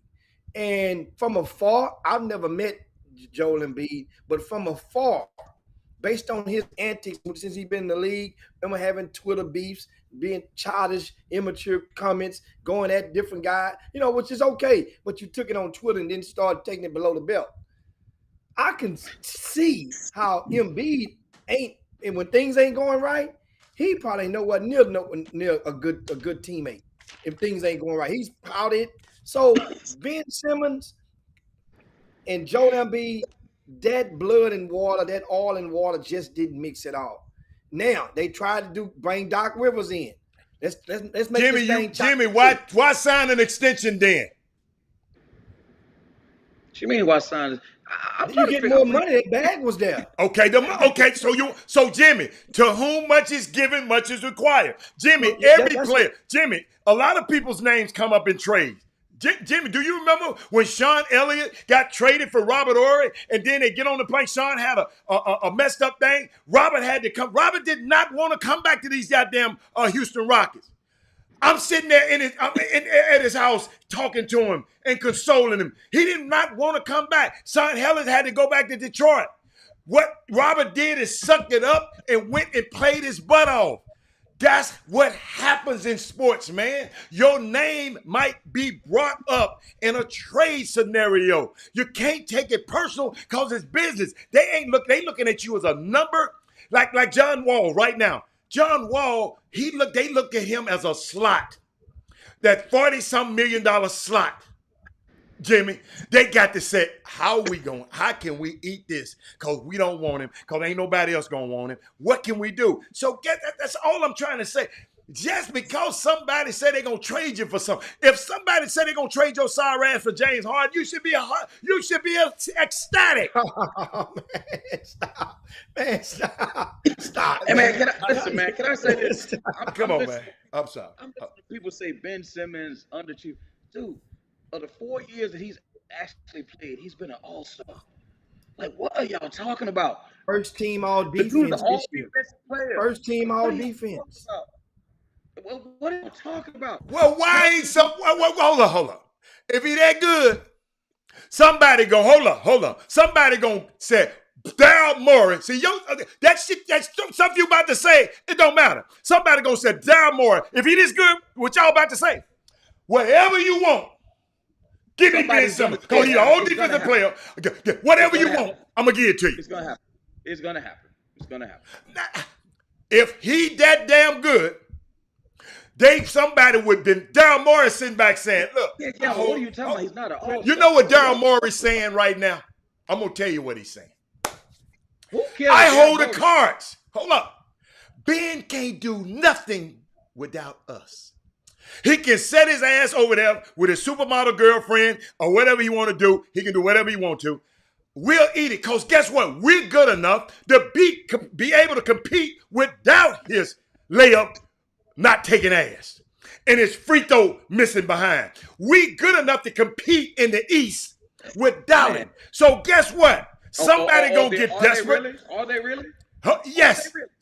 Yeah, they are. So hold on. I got something. Get hurt all the damn time. Embiid always hurt. Listen to me. Okay. I'm telling you how Daryl Morey, if I was a GM, see, you thinking player, I got to be able to think both sides of it. All I'm saying is, if I was the Philly fans, mark this date down. Mark this date down. November the 1st, Portland travels to Philly. Let me finish, Chris, because I know your ass about to buddy, and I see your veins popping out your big ass head. Hold up. Chris, check this out. November the 1st, Jimmy. Look it up, Jimmy. Portland flies into Philly. If I was the fans in Philly, I'd get every fan in there to go get a custom shirt with Dame Lillard on the back of that bitch. Excuse my language. Dame Lillard on the back of it. Every fan in there got Dame Lillard. The next day they play on November the 2nd, that's the recruiting of Dame Lillard. If I was to do that, because what y'all said, he's gone. Can I read something? NBA assist leader, 2020. NBA All-Rookie First Team, 2018. NBA Rookie of the Year, 2018. Two-time First Team Defensive Player of the Year, 20 and 21. All NBA Third Team, 2020. The NBA All-Star, three-time All-Star, 2019, 20 and 21. What the hell are y'all talking about? Dude, the dude been playing for 4 years. I got a question. You guys have lost your mind, man. In your haste to get that little, hold up. In your haste to get that little feeble information out, that's not real. That's real. Hey, in your haste to get that, you didn't even listen to what I just said. All you was thinking about is you finna get these ugly ass stats out. These stats that don't mean, them empty stats out. You finna get people saying he's lazy and he can't play it. I'm like, dude, if he made threes, he'd be the best player in the league. Listen to me, y'all. Philly fans, if you out there, call your friends. Everybody put on a Damian Lillard, put on Philly, get your custom shirt with Dame Dollar on the back of that joint. And all of y'all, all 17,633 of y'all get in that stadium and have them and recruit Dame Lillard. And get Ben. Yeah. Hold up. Yeah. You know why I said this? Know why I said it? It's a reason for me to say this. Because give Chauncey Billups a chance to start new. Got a defensive. Yeah. Wait a minute. Got a guy that. Well, give me all them figures. Give me them figures again. You heard what it was. No, give me them figures again. He's one of the best players in the league. Okay. So guess what? He'll have a chance to go up there with Chauncey Billups. He have a defensive guy that's supposed to be able to defend, a guy that can handle the ball at 6'10", and let Chauncey Billups deal with that damn headache up there and send With that- Dame to Philly. I mean, I'm just playing GM right now. You know, I'm just playing GM right now. That's all. That's all. That's all. Man, please. Man, y'all got to understand something. I mean, it's funny as hell because, Ben Simmons, you have to realize the disadvantage that he had. First of all, going in when he went to LSU, that was against common acceptance among mainstream media because they bagged. Remember, Janet Jones was the coach, right, at that time, if I'm not mistaken, right? Yeah. No, Yeah, Johnny. no. Yeah, Johnny was there. Johnny, No, Jones. Oh, you said Johnny, Johnny. yeah, Johnny was there then. And remember, He was. people got pissed off. It was mad, like how and just ignoring the fact that David Patrick was his godfather, and his legal godfather. That's what they do, though. That's what they do to us, though. But that's what they do to Yeah, us. I mean, seriously, it started way back then. So Ben Simmons, remember, then Ben Simmons decided not to play March Madness, if I'm not mistaken, or the NIT, whatever it was they had made it. He decided he wasn't gonna play. He's laid it down. But then their favorite football player can lay it down. He's a hero. He's great. Oh, there's no problem with doing it. I wouldn't do it either. I wouldn't risk getting hurt, risk any injury. So then Ben I thought the Simmons football player, which one? Who did that? Which The football bowl player? games, when they decide not to play. No, in bowl hold games. on, multiple Chris. football players. Which one? This year? Multiple Talking about football this year, right? players. You talking about this year? No, Last year. I'm talking about a couple of years ago. Multiple football players Okay. had decided not to play the bowl. Okay, the bowl games. Okay, I got For you. the I got you. postseason. I got you. Yeah, I'm talking about in college. Yeah, that's Jimmy. college. Jimmy, that's really not that.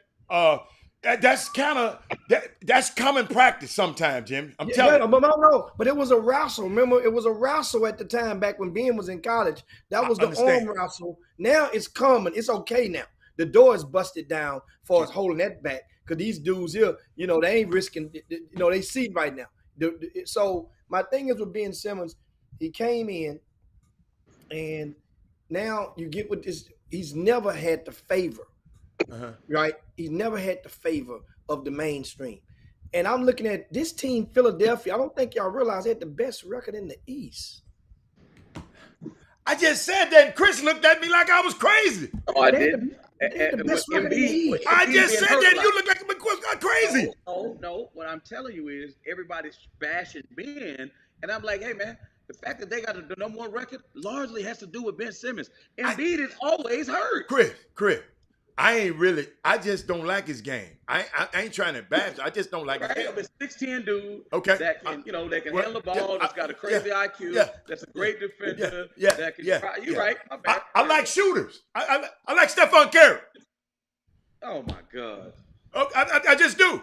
I just do. I mean, you're talking about one of the best players ever played. Come on, dude. Hold up. But hold up. I'm glad you said hold up. Stop. Hold up. Jimmy, a few years ago, people were saying, why in the hell the Golden State gave this little fragile ass dude $44 million?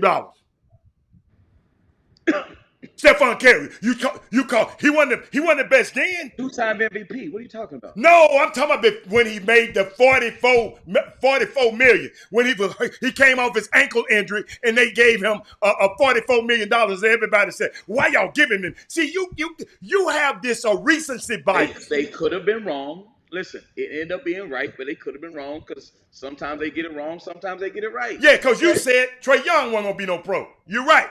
No. I did not say he wasn't going to be a pro. I said I was wondering how he's going to be successful as a pro because we let him play in college. That's all I'm saying.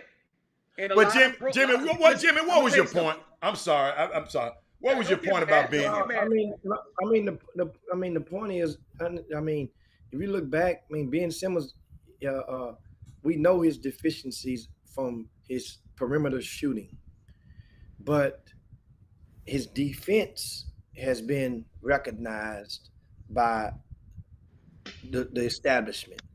His ability to distribute the ball has been recognized by his proof in the pudding. And if I'm not mistaken, he scored what? He scored 40 one game this year, scored over 30 a couple of times this past year. And every single game that he did that in, Ben Simmons wasn't even playing. Them was days he was out. No, you mean Embiid wasn't playing? Embiid. Yeah. Joel Embiid was out. Yeah. when he had all of his most of his high scoring games this year, Jimmy, this past year. I'm So okay with that.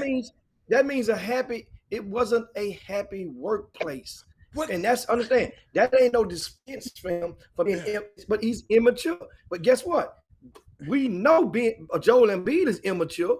It just was not. They did not have the proper leader on that team in that locker room that could have served as a gallant mediator to those two. Absolutely. They just didn't. Absolutely. And guess what? So one has to go. Good. One has to go. And I didn't never say Ben stay. I said get the hell, give me Damian Lillard and go help Chauncey Billups. But the thing is now they're on the hook. They got to see. Here's the thing. They mean Philadelphia. Philadelphia is really on the hook right now. They're in a good situation, but they're on the hook right now. You want to get something, but you're not going to give him away. That's and right. A lot of people right now, they've already maxed out because the market, the market has already set itself because now everybody has signed everybody that they need. So that means now you got contracts already on the block. A lot of everybody. So the timing is, if this stuff happens a month ago, it's a done deal. Whatever you want to do, Jimmy, I'm going to help you out, Jimmy. Jimmy, Ben wanted out before the season was over with, Jimmy. Ben didn't want to be out. Yes. They've been trying to get, but what happens is, people ain't giving Daryl. Daryl ain't just, Daryl. Amari. Does he have a no trade? No, he don't have a no trade. So he can go. He ain't got no trade. So they can trade that to Siberia. Rosetta Stone. So if you don't have a no trade, then this is what that means. Let me tell you what this means. Mm-hmm. That lets you know that with Elton Brand. Well, Elton Brand is over there, right? Yeah. He not in control. And Daryl Morey. This lets you know what they feel about John Wall, because they saying, man, hell no, nobody want no John Wall. We ain't gonna take no chance on this dude right here. No, That's sir. putting them too close. That's too, how far, Chris? How far is Philly from DC? A train ride. 2 hours. 2 hours. Oh, no, that's too close to home. That's too close to home. You can't put it, and you can't. That's too close to home. Y'all understand stuff. So now everybody is locked in. Yeah. Nobody's now. It will take somebody to gut some stuff. Now, guess what? The Golden State situation, they on standby right now because we just mentioned Klay Thompson, James Wiseman, one or both of them may not touch the floor until mid to late December. Did you hear what the owner said? Of which not the GM, the owner, Joe Lacob, said no. What did he say? Ain't in our plan. He's not a fit for this team right here. Well, guess what? That's the owner. That ain't the GM. That was the owner, who really don't say much. Time will tell. And then, Jimmy, somebody get hurt, Ben ain't gonna show up because he's trying to. But boy, did I give y'all? Did I tell y'all what's gonna happen if he don't? I had some notes about what is bread, the bread part, Jimmy. Now, Herb said his new free agent acquisitions can't be traded until up to a certain date. Some of them. Yeah, you're right. Some free agents who just got assigned, they had to wait till a certain date. Herb's absolutely right. And I think and then February the 10th or something like that is when the floodgates open for anybody to get. Hey, can I give y'all something? I'm trying to find it, man. I want to give it to you accurate though. Y'all I don't want to man. give it to you. But this, what's the guy name? Oh, here it is. Chris, where would you see Ben Simmons? What's your perfect landing spot for him? Because it's easy to pinpoint the problem. We know the problem. The problem is there. So where do you think he can land at, and this plane can land safely for him? Jimmy, look what somebody just put here on this thing. I got to show. Pay him out, man. Sis, take sense to y'all. That's some people just come on here and I'm gonna make them look like that. 170. Jimmy, go on, Chris, because I got to get out of here. Chris, it's golf day today. I got to get out of here. So the Texans need to do the same thing to Deshaun Watson then, if that's the case with Ben Simmons. If you feel that way, I'm just saying Chris. though, if you feel that way, that they should just pay him out, the Texans should do the same thing. No, Jimmy, he know I was gonna put him on the screen. Come on, Chris. I love him go to the Celtics. That's where I like to see him go. That'd be a good Really? little lick for him with the Celtics. I'm telling you, I like him with the Celtics. San Antonio, hell no, I hope they never win again. I'm gonna give people some information so they won't be making these comments like this, Jimmy. Let me help them. First of all, this trade value is at an all-time low. Jimmy, you should know that. The repercussions of Ben Simmons not showing up, he's not gonna get paid. That's what he they say makes he's so unique. He got 4 years and $147 million left on his contract. Jimmy. 4 years, $147 million. For a player to be owed that type of money to not show up for training camp, Jimmy, it start with fines first. If you miss media day, okay? The second practice, if you miss the second practice, that's a fine. October the 1st, he has a significant portion of his salary owed to him. If he hasn't reported, I think around $8 million. If he hadn't reported, the Sixers don't have to pay him. And a month after that, he got that other 8 because he get most of his money in the first half his money in the first positive. Another $8 million, Jimmy, they don't have to pay him, and they almost assuredly won't. The Sixers are betting that this player, that ultimately he is not willing to cost them that kind of money. And like I said earlier, Jimmy, he wanted to be traded at the end of last season. And after they couldn't get that James Harden trade, it just didn't happen for him. The dude ain't but 25 years old, Jim. Yeah, that's what I say. I mentioned a while ago, 25 and his immature, but at the same time, guess what, man? It's a relationship gone sour. Ain't the first level. Now the thing is to see how is it going to end. Are they going to appease him, or are they going to seek out a team like Minnesota and send him to and give him a bid? It's like going. You know what? Minnesota can use them 32 triple doubles. But guess what Minnesota told them? Oh, Jimmy, it's rumor. It's a rumor. It's not confounded. Guess what Minnesota said? We're not gonna put D'Angelo Russell in the trade. Hell, Golden State said the same thing. Hell, before they got it. I'm just telling you that what Minnesota just said. I don't know. They just told me this. This has got to be the funniest shit in the world. Huh? The thing with Ben Simmons, they would have been unloaded, but a lot of teams, from what the intel that I received, was that several teams that were trying to get the Ben Simmons was also trying to sneak Tyrese Maxey into the deal. And Tyrese Maxey was a deal breaker, was a no, he's off limits as of right now, as of in the near recent past. That was the deal breaker for a lot of teams that was trying to get Ben Simmons. They wanted to tack on Tyrese Maxey because he doesn't count a whole lot against that money because he's in his rookie deal. And so Tyrese Maxey, which I saw him in Summer League and Vegas last month, and he's going to have a very important role in this year's team. You could just tell the comfortability and how they appease to him on and off the court and when watching from afar in Summer League.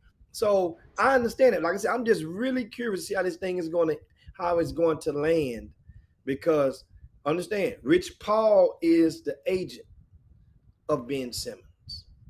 And Rich Paul has been understand, he's not really the flavor of the month for a lot of the owners and the GMs as of late, because of there's different people and the accusation that come out and getting sued by one of the former clients and this and that. So this is going to be really intriguing, really, really intriguing to see how this thing is going to go with Ben.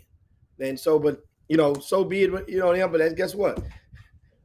Millionaire problems, man. Millionaire problems. No, it ain't millionaire problem. It's a sports problem. It's a sports show. It's a sports problem. Gazillionaire problem. Yeah. Gazillionaire problem. No, it's really a sports problem. It's just think about it. And I ain't mad at Ben Simmons. Is he not happy? And he got that. He feel like he got that leverage, and he wanna not get that money. Dude, these people got more money than you, Ben Simmons. Let me repeat that. Ben Simmons. These people pay 17 guys like you. Okay? These guys, the owners, they got corporations otherwhere they pay. They got more money than you. They can outlast you. If you don't want to play basketball, you don't want to play basketball. They just let the whole. Is that fake news? What? Right here at the bottom.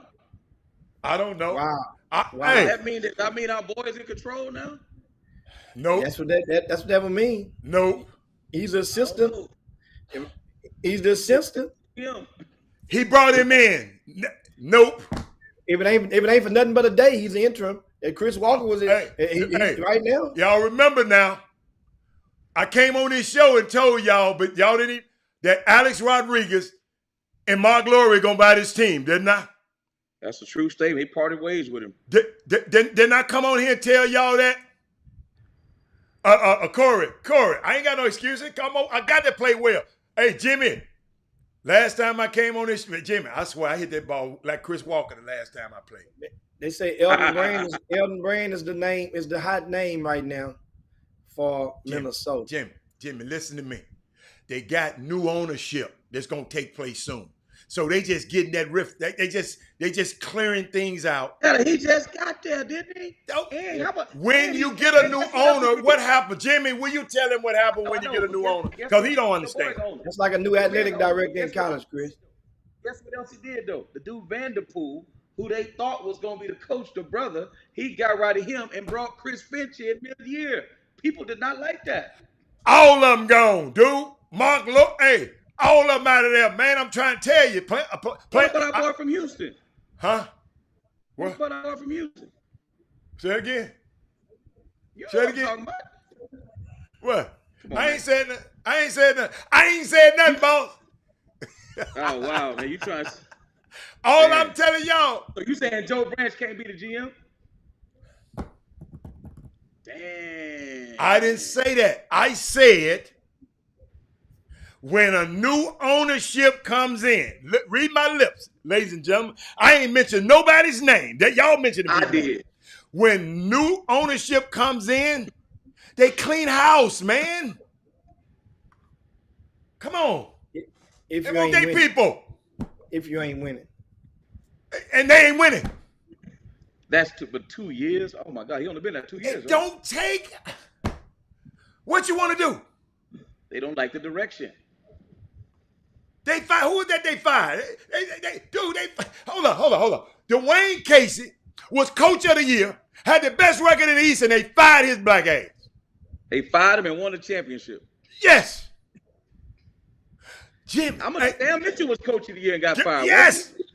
Don Chaney was coach of the year. You get hired to get fired. And all up in sports, you get hired to get fired. Somebody told me that, man. I said, man, that's wrong. He said, Rob, you get hired to get fired.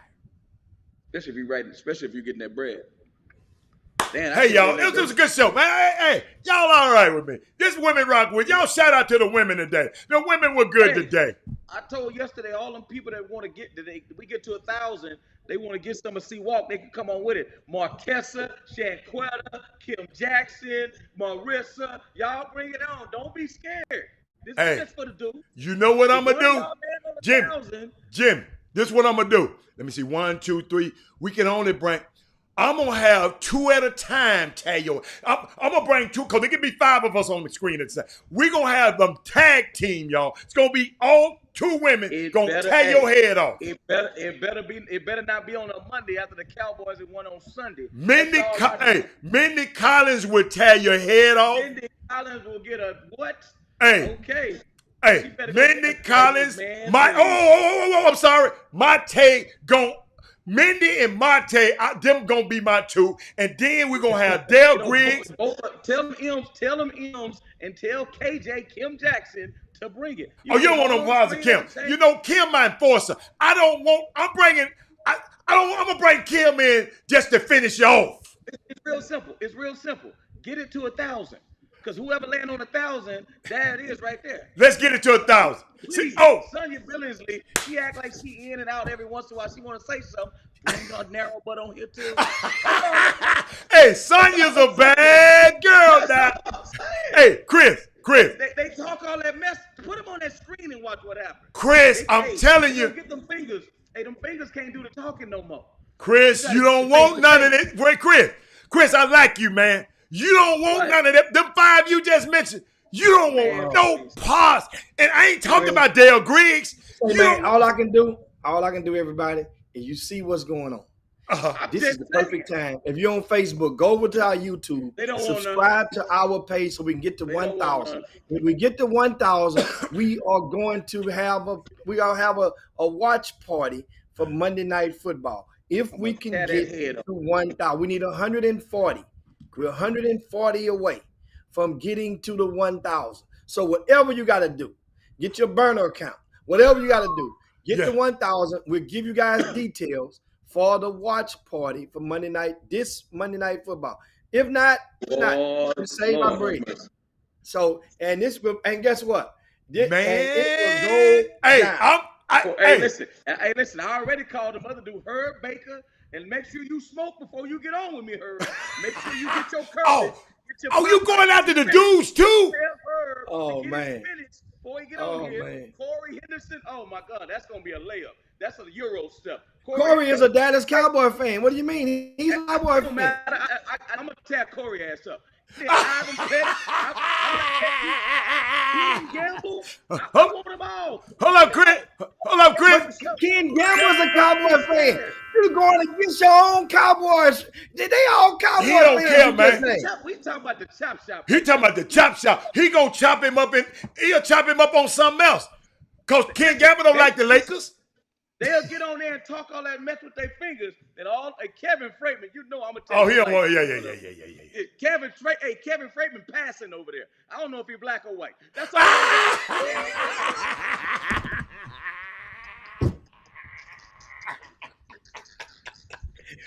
Hey man. Hey, you can't talk about people like that, Chris. These my people. I take up for him. Hey. Oh man. I'm just saying, man. Walter Yates, you a coach now. Walter Yates, you can't debate. 1,000, baby. Huh? We got to get to it. Hey, y'all, let's get to 1,000, y'all. Yes, we got it. And here I'm posting the link on. Post that link, Jimmy. I've just posted the link on the Facebook feed for you guys to subscribe to our YouTube page, and that would be subscribe to our YouTube page. We're about 140, just over 100 left in order to subscribe. We get to 1,000, and we are going to celebrate. It's Wednesday. We got time. Listen, Jimmy, we're not gonna make it. Now that I didn't put that out there, it's gonna be a slow crawl because they scared. Them folks ain't scared of you. I'm just letting you know they're not gonna do it now because I'm gonna call them out. But Walt Yates is on your side. He's a Cowboy fan, so you can't. I mean, you ain't listening, Jimmy. Chris said he's going against everybody. Listen, C. Walker versus the Boom Boom Room. Yes, he don't care who it is. Pick a number. The little old lady. We can have a little old lady coming here. Chris gonna go at her. Let them come on that screen. They can talk all that mess over there on them feeds. Let them come on the screen and talk that mess. Come on, man. Man, hey, y'all, we need to mark this moment. Jimmy, this ain't never happened before. Oh, man. This is a defining moment in the chop shop. Hey, in the hood, they call that spazzing out. Chris is spazzed out right now. Hey, no, he's serious though. He's serious. In Herb's hood where Herb live at, they call that getting hold to a bad batch. That wasn't happening to you, Chris. You got hold to a bad batch. Hey, Jimmy, hold up, Jimmy. Kenny Gamble just sent a slug at us. And he sent a slug. And Kenny Gamble, you're right. Hey, Chris, guess what I got coming on the show tomorrow? Because Jimmy excluded him when we was talking about the Ruck on Wood. Now Skip the Malou, he gonna come on the show tomorrow. I said, Skip, I'm definitely coming on. I said, Skip, I got to bring you on because Jimmy didn't mean it. And Jimmy said, what you said, Jimmy? Charge it to my head, not my heart. And so we gonna let him come on tomorrow, and he gonna tap. I I bet you ain't gonna talk crazy to Skip. I'm gonna tear Rafer ass up. You better get Ray. You better get him a massage tonight. You better go get him a massage. Hey, Chris, guess who was on the show earlier today? Who? Pam Ellis, the lady who did the Smart Girls who had the polo event. You was talking crazy to her on that. She was on the show earlier today. She was on. They had the event this weekend, Chris. Unbelievable. I'm gonna send you some pictures. Good. Them women gonna tear Chris' head off though.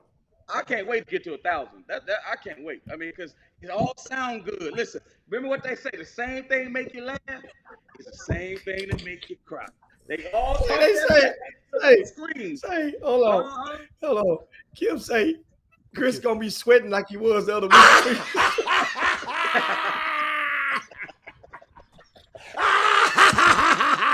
Hey, bingo! Hey, that's for Chris. That's for Kim.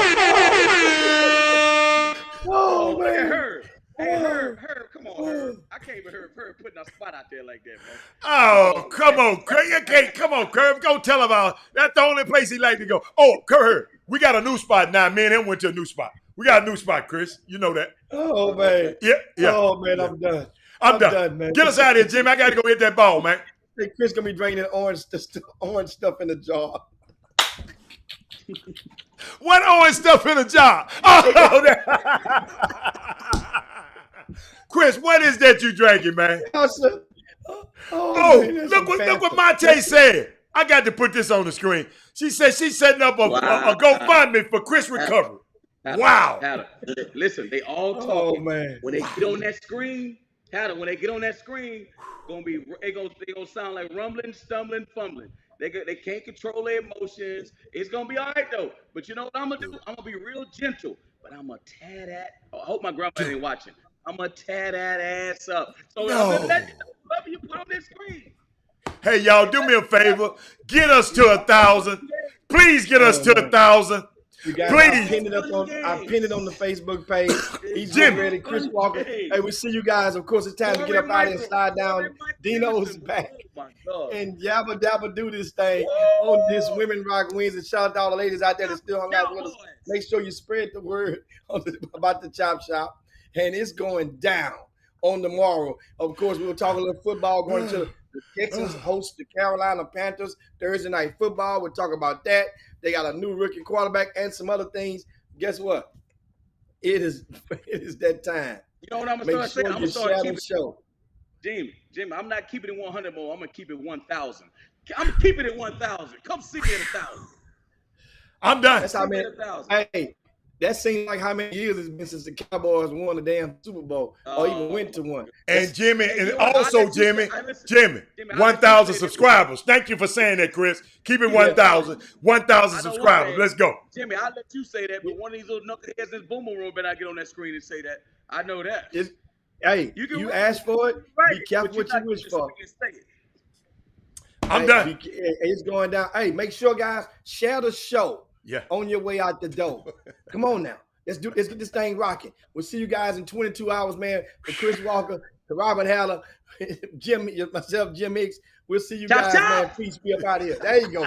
You ready? He's back. He's back. Jim Hicks. Rob Hatter. You are now tuned in to the Chop Shop. I'm Retro. Let's get it. We in the Chop Shop, we live in the Chop Shop. We talking sports talk, we live in the Chop Shop. We in the Chop Shop, I'm talking sports talk. So turn your dials up, it's live in the Chop Shop. We in the Chop Shop.